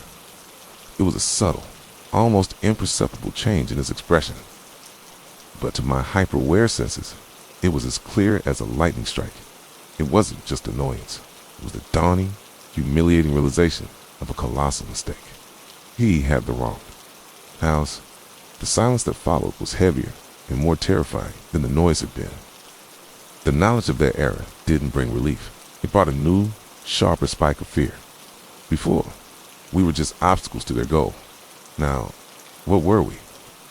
We were witnesses. We were loose ends. We had seen their faces. We knew they were capable of this violence. My heart hammered against my ribs, a frantic drumbeat of pure panic. What happens now? What does a man with a gun do when he realizes he has terrorized and threatened the wrong people? The logic of the situation was a cold, sharp knife in my gut. Leaving us alive was a risk, a huge risk. My mind flashed with images. From crime shows, the chilling phrase, no witnesses. The leader stared at us, at the male, at the gun in his hand. The air crackled with unspoken possibilities. I could feel the other three men looking at him, waiting for their next command. Their frustration could easily curdle into something far more deadly.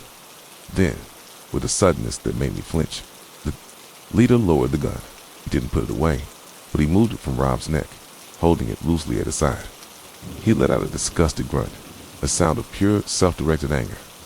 "Let's go," he bit out, the words sharp and final. He didn't look at us. He turned his back on us and stalked towards the ruined doorway. His crew followed, without a word. A silent pack of predators melting back into the night. The bulky one, the fidgety one, they filed out. Their shoulders slumped in what looked like a strange mix of defeat and lingering aggression. The last one to leave, the younger guy, who hadn't said a word the entire time, paused in the doorway. He looked back at us, his expression not hostile, but something else, unreadable. Maybe it was pity. Maybe it was guilt. "Sorry," he mumbled. His voice so quiet, it was almost lost to the sound of the rain outside. This wasn't my idea. Nanny was gone. They were gone. The void they left behind was more profound and deafening than the chaos they had created.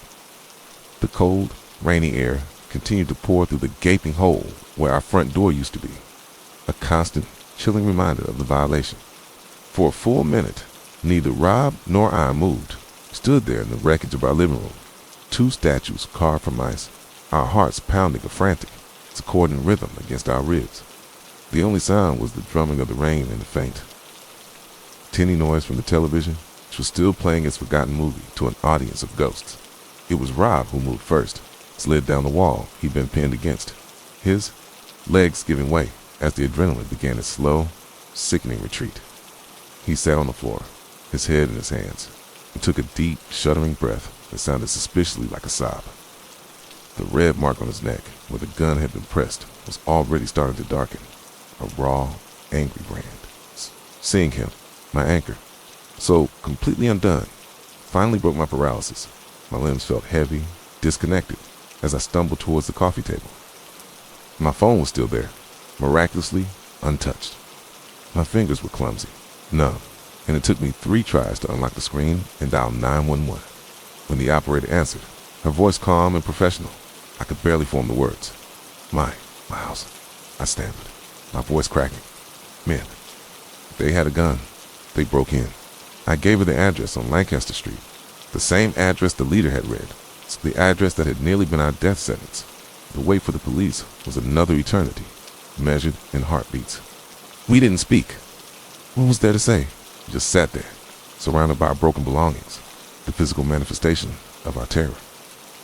I looked at my textbooks, kicked into a pathetic pile in the corner. The Milton paper seemed like a relic from another lifetime, a trivial concern from a world that no longer existed. That world, the one with deadlines and study groups, had been safe. This new world was sharp and cold and full of men with dead eyes. When the police finally arrived, their flashing blue and red lights painting the rain-slick street in surreal colors, it wasn't a moment of relief. It was just another intrusion. 2 uniformed officers stepped through our ruined doorway, their expressions grim and weary. They looked at us, then at the destruction, with a practiced, almost bored professionalism. This was a scene they had witnessed 100 times before.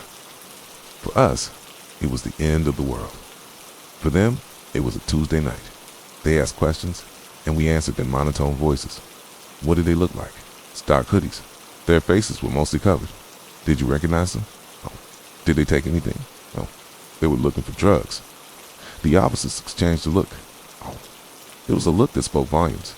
A silent communication that we were not privy to. Oh. But one that confirmed our deepest fears. The guy who lived here before you. The older officer said, flipping his notepad. Shut. The name was Kevin Poole. We know him. Small-time dealer. Always getting into trouble with the wrong people. He sighed. A sound of profound exhaustion. Looked like his old business associates finally caught up to his old address. You two just had the misfortune of being here. When they came to collect, a simple clerical error, a case of mistaken identity. The reason for our terror was so mundane, so stupidly simple, it felt like a cosmic joke. We weren't the targets of some elaborate plot. We were just collateral damage in someone else's pathetic, sordid drama. We were a footnote in the story of Kevin Poole, a man we'd never even met. The police left. They said they'd file a report, that they patrolled the area, but we knew what that meant. The men were long gone, ghosts swallowed by the night. They would never be found. We were alone again in the wreckage. We didn't sleep that night. How could we? Every creak of the old house, every gust of wind rattling the windows, sent a fresh jolt of fear through me. We propped a heavy bookcase against the broken doorway, a futile gesture that did nothing to make us feel safer. The house was no longer a home, it was a crime scene. Every shadow held a potential threat. The familiar comfort of our shared space was gone, replaced by a lingering taint of violence. A week later, we moved out. We broke our lease, forfeiting the security deposit without a second thought. We packed our remaining belongings in silence, the unspoken trauma hanging between us. Couldn't stay there. I couldn't walk past that doorway without seeing them. Couldn't sit on that couch without feeling the phantom chill of their presence. I still think about that night. I think about it more often than I care to admit, and it plays in my mind like a movie I can't turn off. The details sharp and vivid, the splintering wood, the glint of the gun, the deadness in the leader's eyes, and the apology. That's the part that haunts me the most. The mumbled sorry from the young man in the doorway. It doesn't bring me any comfort. It's not a sign of lingering humanity in the face of brutality. To me, it's the most terrifying part of the whole ordeal. It's a reminder that he knew it was wrong. He knew they were terrorizing innocent people, and he went along with it anyway. His apology wasn't for us, it was for himself. But we could attempt to wash his hands of the horror he had willingly participated in. It just reminds me how thin the line is, how fragile the barrier is between a normal Tuesday night and a headline. It reminds me that your life can be unmade by a simple mistake, by being in the wrong house at the wrong time. And that sometimes the only thing that separates the living from the dead is a change of heart from a man with a gun or a name on a piece of mail. Most people associate the concept of a first apartment with freedom. It's a symbol of burgeoning adulthood, a private sanctuary carved out from the wider world. It's a place where you are the sole master of the remote and the only one who decides if dishes need to be done right now. That was what I thought.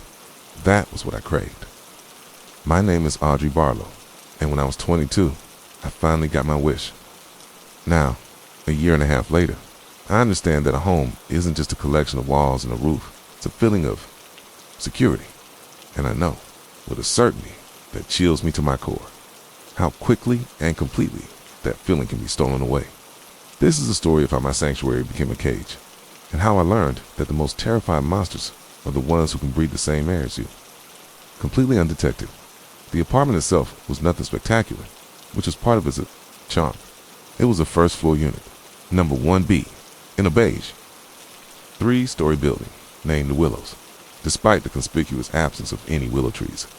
The complex was situated in what real estate agents generously call a transitional, neighborhood, polite euphemism. It's for a place that was decent enough during the day, but where you still instinctively quickened your pace after sunset. But it was what I could afford, and more importantly, it was mine. The rent was a stretch on my paralegal assistant's salary, but the pride I felt every time I slid my key into the lock was immeasurable. I spent the first week in a state of blissful chaos, surrounded by a fortress of cardboard boxes, each unpacked. Item was a small victory, a step toward transforming the generic eggshell white space into a reflection of me. I hung posters of impressionist paintings, arranged my collection of well-loved novels on a cheap new bookshelf, and spent an entire afternoon agonizing over the perfect placement of a ficus tree I'd named Finn. The apartment had its quirks, of course. The radiator hissed like an angry cat, and the upstairs neighbor seemed to have a passion for practicing tap dance at midnight. But these were my quirks to get used to, my noisy neighbor to complain about. The building's main entry door was a point of mild concern. It was a heavy glass door with a metal frame that was supposed to lock automatically, but years of use had worn the mechanism down. More often than not, a firm push would grant anyone access to the main lobby and hallways. I'd made a mental note to mention it to the superintendent, but the urgency was lost amidst the excitement of setting up my new life. In my mind, that flimsy outer door was a world away from my personal space. The door to apartment 1B was solid, wood, and it was fitted with a heavy-duty deadbolt that clicked shut with a satisfying, definitive thunk the moment it closed. That sound became my lullaby, the metallic click that sealed me off from the world and signaled safety. That little detail, that specific sound, is the hinge upon which this entire story swings. It was a Tuesday night, about a week and a half. After I'd moved in, as the last of the boxes had been broken down and stacked for recycling, so the apartment finally felt less like a storage unit and more like a home. I was on the phone with my boyfriend, Emmett. He was a calming presence in my life, a steady anchor of logic and humor. His voice, warm and familiar through the speaker, was the perfect soundtrack to a quiet evening. I'm telling you. Odd, he was saying, his voice laced with amusement. You can't survive on takeout pizza and instant noodles forever. You have a kitchen now. It has appliances. You're supposed to use them. I laughed, leaning back against my newly assembled bed frame, the mattress still bare except for a sheet. That's a problem for future Audrey. Present Audrey is celebrating the fact that she can finally see her floor. It's a momentous occasion. Well, I'm proud of you. Seriously, you did it all by yourself. Almost, I corrected him. You helped with the bookshelf and the ficus. Finn is very grateful. We fell into the easy, meandering conversation of a comfortable couple talking about his day at the architecture firm.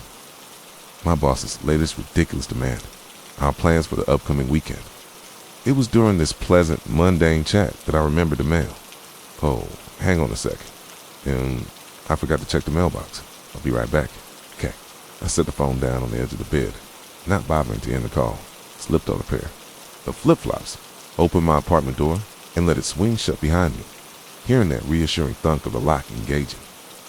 The mailboxes were just down the short, dimly lit hallway, next to the problematic glass entry door. The air in the hall was still and smelled faintly of bleach and an old, unidentifiable cooking smell.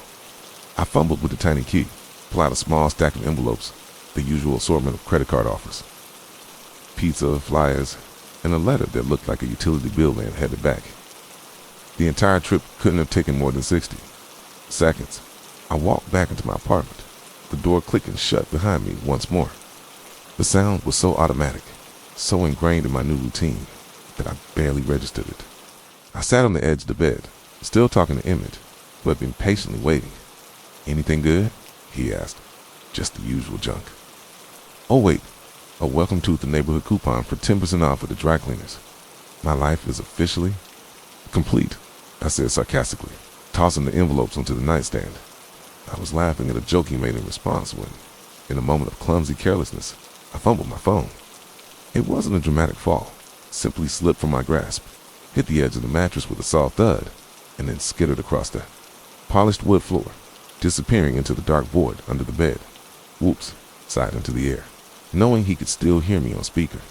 "Sorry," I dropped my phone. "Hang on, I've gotta find it." With a sigh of mild annoyance, I swung my legs off the bed and got down on my hands and knees. The floor was cool against my skin. Of all the places, I muttered to myself, lying flat on my stomach to get a better angle. I peered into the darkness.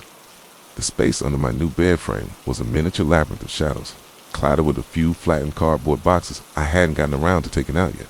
It smelled of dust and new particle board done. My eyes slowly began to adjust to the gloom. I could see the faint glint of the screen protector on my phone, lying near the wall on the far side. Relief, I stretched my arm as far as it would go. a fingers brushing against the dusty floor.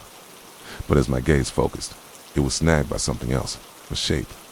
A form that didn't belong in a landscape of dust bunnies and stray packing materials. At first, my brain refused to process it. It was just a lump, a strange shadow. Maybe a rolled up blanket I'd forgotten, a pile of old clothes. But the shape was too distinct, too human. There was someone under my bed. Time seemed to warp, stretching and thinning until it was a fragile thread, and my breath hitched and caught in my throat, lodging itself there like a shard of glass. I couldn't scream. The sound was trapped behind a wall of pure, undiluted terror. The person was lying perfectly still on their side, with their back facing me. Their body was curled into a fetal position, wedged between the wall and the central support beam of the bed frame. All I could see was a mass of dark, greasy hair matted against the collar of a filthy, ragged jacket. Their head was tucked down, their face hidden from view. They weren't moving. They hadn't seen me, didn't know I knew. My mind became a screaming chaos of disbelief and panic. This isn't real. This can't be happening. I'm dreaming. I'm having a nightmare. With the cold of the floor, the smell of the dust, the undeniable solidness of that silent, breathing form just inches from my face, it was all horribly real. Every primal instinct in my body shrieked at me to scramble backward, to run out of the apartment, to scream until my lungs bled. But I didn't. In that moment of absolute horror, a different instinct took over. A strange, icy calm washed over the panic, a survival mechanism I never knew I possessed. The police would later tell me that if I had screamed, the story would have ended very, very differently. The man under my bed would have known he was discovered, and he would have reacted instead. I held my breath, my heart hammering a frantic, silent rhythm against the floorboards. My gaze was still locked on that still form. He was waiting. Dave. But for what? The thought was a lightning strike of clarity. He wasn't just hiding. He was waiting for the apartment to be quiet. He was waiting for me to go to sleep. The thought he was waiting for me to go to sleep was not a conscious deduction. It was a primal, instinctual download of information that bypassed all rational thought and settled deep in my bones with an icy finality. My body was still sprawled on the floor, my cheek pressed against the polished wood, my arm outstretched into the dusty darkness under the bed. For a frozen eternity, I didn't move a muscle. I barely breathed. My entire world had shrunk to the space of that dark void and the silent, breathing monster it contained. The air felt thick, heavy with unspoken violence. Every second that ticked by was a gamble. Had he heard my breath catch? Did the frantic thumping of my heart against the floorboards create a vibration he could feel from the edge of the bed? Emmett's voice, tinny and distant through the phone speaker, sliced through the terror. Awed. You find it? Everything okay? His voice was a lifeline, a tether to a world that had ceased to exist for me just moments before. It was also a potential trigger. If I didn't answer, if I was silent for too long, he would worry. He would call my name louder. He might even decide something was wrong and call the police himself. Or, worse, drive over. What would happen? Then, the man under the bed would know he was no longer alone with his intended victim. The element of surprise would be his, not mine. The cold, calculating part of my brain, the part I never knew existed, took command. It shoved the screaming, panic into a soundproof box, and forced my lips to move. My first attempt was a dry croak. I swallowed, the sound like sandpaper in my throat, and tried again. Yeah, found it, I managed to say.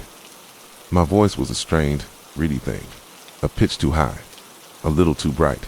It sounded fake to my own ears, but I prayed it was convincing, enough for someone on the other end of a phone call. With painstaking slowness, I moved my outstretched arm, my fingers closing around the smooth, cool case of my phone. My knuckles brushed against a stray cardboard box, the rustle deafeningly loud in the silence. I froze, my eyes locked on the unmoving shape. There was no reaction. He was still waiting, still patient. I pulled the phone back towards me, my movements agonizingly slow, like a bomb disposal expert withdrawing from a live device. I brought the phone to my ear, my hand trembling so violently I was surprised I could hold it. Sorry about that, I said, forcing a light, airy laugh that felt like swallowing shards of glass. It was way under there. No problem, Emmett replied, his voice full of casual warmth that felt like it belonged to another lifetime. I was just about to tell you about the new design I'm working on. It's for a library, and the lead architect is letting me take a crack at it. The atrium? I had to get him off the phone. I had to end this conversation, but I couldn't just hang up. That would be suspicious. I needed an excuse, a plausible reason to end the call and initiate the next phase of a plan that was frantically forming in my mind. The bathroom. The bathroom was my only hope. It was adjacent to the bedroom, right next to the bed. It had a lock. And, more importantly, it had a window. My apartment was on the first floor. It was a small window, high up on the wall, but it was a potential exit. I stood up, my joints feeling stiff and rusty. I forced myself not to look back under the bed, an act of willpower that took every ounce of my strength. Quiet. I could feel his presence behind me, a cold spot in the room. I imagined him shifting, turning his head, his eyes opening in the darkness to watch my retreating form. I had to act normal. I had to follow a logical sequence of actions. Hey, I interrupted, trying to keep my tone casual. I'm so sorry. Can I call you back? I'm feeling super gross and sticky from all the unpacking today. I'm just going to jump in the shower real quick, and then we can talk. It was the most mundane, perfect excuse. It was believable. Explained why I was ending the call, and it gave me a reason to walk into the bathroom. Double quotes. Oh, yeah, of course, he said, completely unsuspecting. Go for it. Talk to you in a bit. Love you. Love you too, I whispered, my voice cracking on the last word. I ended the call and placed the phone on my nightstand. The silence that descended was 1,000 times more terrifying than the conversation had been. Now, there was nothing to distract from the reality of the situation.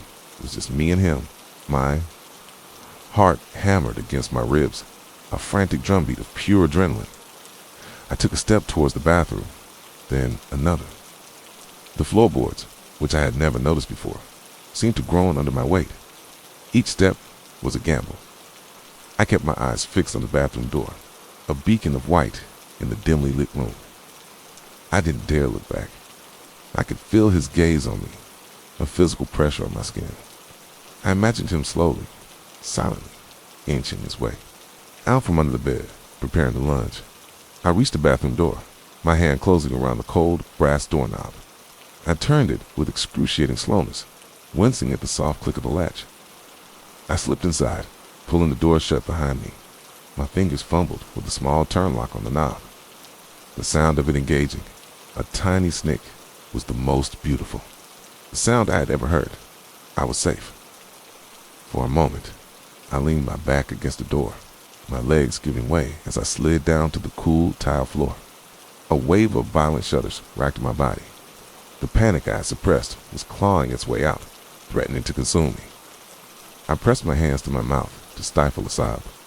I couldn't make a sound. He was right outside the door. He would hear me, doubt my eyes darted around the small, sterile room. The sink, the toilet, the shower curtain with its cheerful pattern of blue fish. It was all so normal, so incongruous with the horror that was unfolding. My gaze landed on the shower taps. Cover. I needed noise. I needed cover. I scrambled to my feet, my movements clumsy and uncoordinated.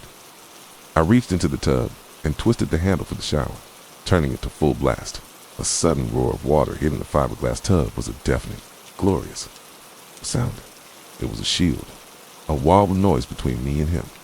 Under the cover of the cascading water, I allowed myself a single, ragged gasp of air. Now, the window. It was a small, frosted glass rectangle, about 2 feet wide and 1.5 feet tall, set high on the wall above the toilet. It was designed for ventilation, not escape, but it was my only way out. I climbed onto the toilet seat, my sneakers slipping on the porcelain. My hands, slick with sweat, fumbled with the latch. It was stiff, probably hadn't been opened in years, put all my weight into it, grunting with effort. It finally gave way with a sharp crack. I slid the window open. A wave of cool, damp night air washed over my face, carrying the scent of wet grass and car exhaust. It was the smell of freedom. I poked my head out. The ground was about 5 feet below. A patch of manicured grass and mulch that ran along the side of the building was doable. Hoisting myself up was the next challenge. I was shaking, my muscles weak with fear. I placed one foot on the toilet tank, using the sink for leverage, and pushed myself up. My shoulder scraped against the window frame, but I barely felt it. I managed to get my head and shoulders through the opening, my arms flailing in the open air. For a terrifying second, I was stuck, my hips wedged in the frame. Panic flared again. I kicked my legs, wriggling and squirming, and then suddenly, I was free. I tumbled out onto the grass, landing in a heap with a soft thud. I lay there for a second, gasping, the wet grass cool against my cheek. I had done it. I was out, but I wasn't safe yet. I scrambled to my feet and ran, not looking back. I didn't stop until I reached the street, my lungs burning. I fumbled in my pocket for my phone. I had shoved it there by pure instinct before leaving the bedroom and crouched behind a parked SUV. My hands were shaking so violently I could barely unlock the screen. I stabbed at the numbers 911 and pressed the phone to my ear. A calm female voice answered. 911. What's your emergency? For someone in my apartment, I whispered, my voice a ragged, broken thing. He's under my bed. The apartment, 1B, The Willows, on Elm Street. The dispatcher's voice remained steady, a rock in my sea of panic. She kept me on the line, asking questions, her tone reassuring but firm. She told me to stay hidden, to keep watching the front of my apartment, and to tell her if I saw anyone. Come out. The minutes stretched into an eternity. Every shadow seemed to move. Every rustle of leaves was him coming for me. Just as the first distant wail of a siren reached my ears, a car screeched to a halt at the curb. It was Emmett. His face was a mask of confusion and terror. He must have called me back, gotten no answer, and driven over immediately. He ran towards me, and I collapsed into his arms, the sirens growing louder and louder until they were all I could hear. The wail of the sirens crescendoed into a cacophony of sound that seemed to vibrate in my bones. 2 police cruisers screeched to a halt in front of the building, their red and blue lights painting the street in frantic striving flashes. Emmett held me tight against his chest, his own body trembling. He kept murmuring my name, his voice a mixture of terror and utter confusion. I couldn't speak, could only point a shaking finger towards my apartment, my sanctuary, now a confirmed crime. Seeing 4 officers emerge from the cars, their movements efficient and purposeful. 2 headed for the main entrance, while 2 came directly towards us. One was a tall man with a grim, set jaw. The other was a woman whose calm, steady eyes I recognized as belonging to the voice that had been my anchor on the phone. Ma'am? Audrey Barlow, she asked, her voice gentle but firm. I could only manage a nod, my throat constricted with fear. I'm Officer Jensen. Can you tell us where he is? Under the bed? I stammered, the words feeling foreign and absurd on my tongue. In my bedroom, apartment 1B. Did you lock the door when you left? The male officer, whose name tag Red Miller, asked. I nodded again. It locks automatically. "Okay," Officer Jensen said, turning to me. "We need your keys. We're going to go in. I want you and your boyfriend to stay right here behind this car. Do not move from this spot. Do you understand?" I fumbled in my pocket, my fingers feeling like clumsy, useless sausages. Damn it. I had to help me, his hand closing over mine to steady it as I pulled out the keys. The small metal teeth, which just hours ago had represented freedom and independence, now felt like instruments of dread. I handed them to Officer Miller, who took them and disappeared with his partner into the building. The next few minutes were the longest of my life. The world seemed to shrink to the space behind that parked SUV. Emmett and I huddled together, the flashing lights of the cruisers casting long, dancing shadows around us.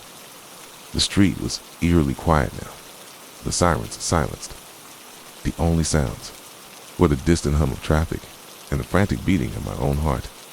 I stared at the front door of my building, expecting a gunshot, a scream, a crash of furniture. My imagination, fueled by adrenaline and terror, painted 1,000 horrific scenarios. What if he had a gun?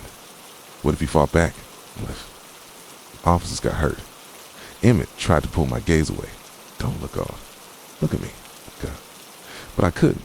My eyes were glued to that door, waiting. Then it opened. The two officers, Miller and his partner, emerged. And they were not alone. Between them, held firmly by the arms, was the man. He was smaller than I had imagined. Thin and wiry, with a gaunt, hollowed-out face covered in several days' worth of stubble. His eyes were the most terrifying part. They weren't angry or violent. They were vacant, tired, and yet they burned with a frantic, desperate energy, darting back and forth, taking in the flashing lights, the police cars, our faces. He wore the same filthy jacket I had seen under the bed. He didn't struggle. He didn't say a word. He was utterly passive as they guided him towards one of the cruisers and pushed him into the back seat, to the side of him, out in the open, under. The sterile glare of the streetlights was somehow more disturbing than when he was a formless shape in the darkness. He was real. A real person who had been in my home, breathing my air, waiting. Officer Jensen stayed with me. Her presence, small comfort. She had a kind face, etched with the lines of someone who had seen too much. "You did the right thing," she said softly. "You were very brave, calling us, getting out of there." That was incredibly smart. I just shook my head, a fresh wave of shudders running through me. What? What did he want? Just then, Officer Miller walked back over to us. He was holding something in a clear evidence bag. It was a knife. One of my knives. A brand new serrated steak knife from the block I had just unpacked and placed on my kitchen counter. "We found him just outside the bathroom door," Miller said, his voice low and serious. "When we came in, the shower was still running. He must have heard it, figured out where you were. It's where he was standing there holding this. He was waiting for you to come out." The air left my lungs in a rush. The ground seemed to tilt beneath my feet, and I would have collapsed if Emmett hadn't been holding me up. The image burned itself into my mind. The closed bathroom door, the sound of the shower, and him on the other side, silent, patient, holding that knife. The casual excuse I had made up to get off the phone, the lie about taking a shower, had almost led me to my death. He had heard my lie and believed it. He had prepared himself for my emergence. The rest of the night was a blur of procedural details and creeping dread. More officers arrived. They cordoned off my apartment with yellow tape. I had to give a formal statement, recounting the story, over and over again until the words lost all meaning and became just sounds. They asked me if I knew him. I didn't. They asked if I had any enemies. I didn't. He was a ghost, a phantom who had drifted into my life on a current of bad luck and opportunity.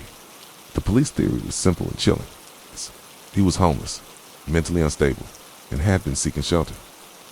He'd likely seen me, a young woman, living alone, and identified me as an easy target.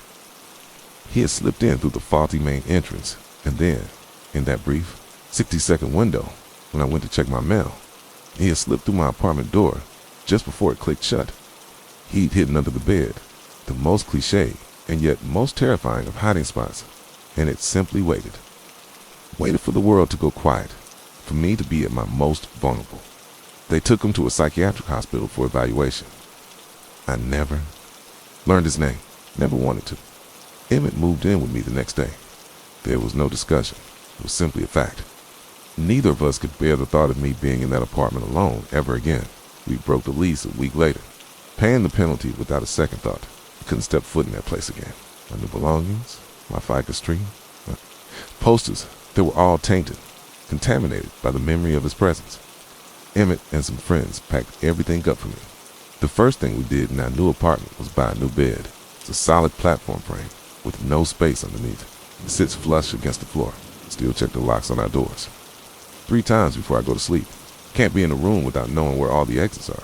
I jump at unexpected noises. That feeling of safety, the one you take for granted in your own home, was stolen from me that day. It wasn't just the man or the knife. It was the silence. It was the knowledge that for who knows how long minutes, an hour, he was lying there, just feet from me, as I laughed on the phone, as I sorted through my mail. as I lived my life, completely oblivious.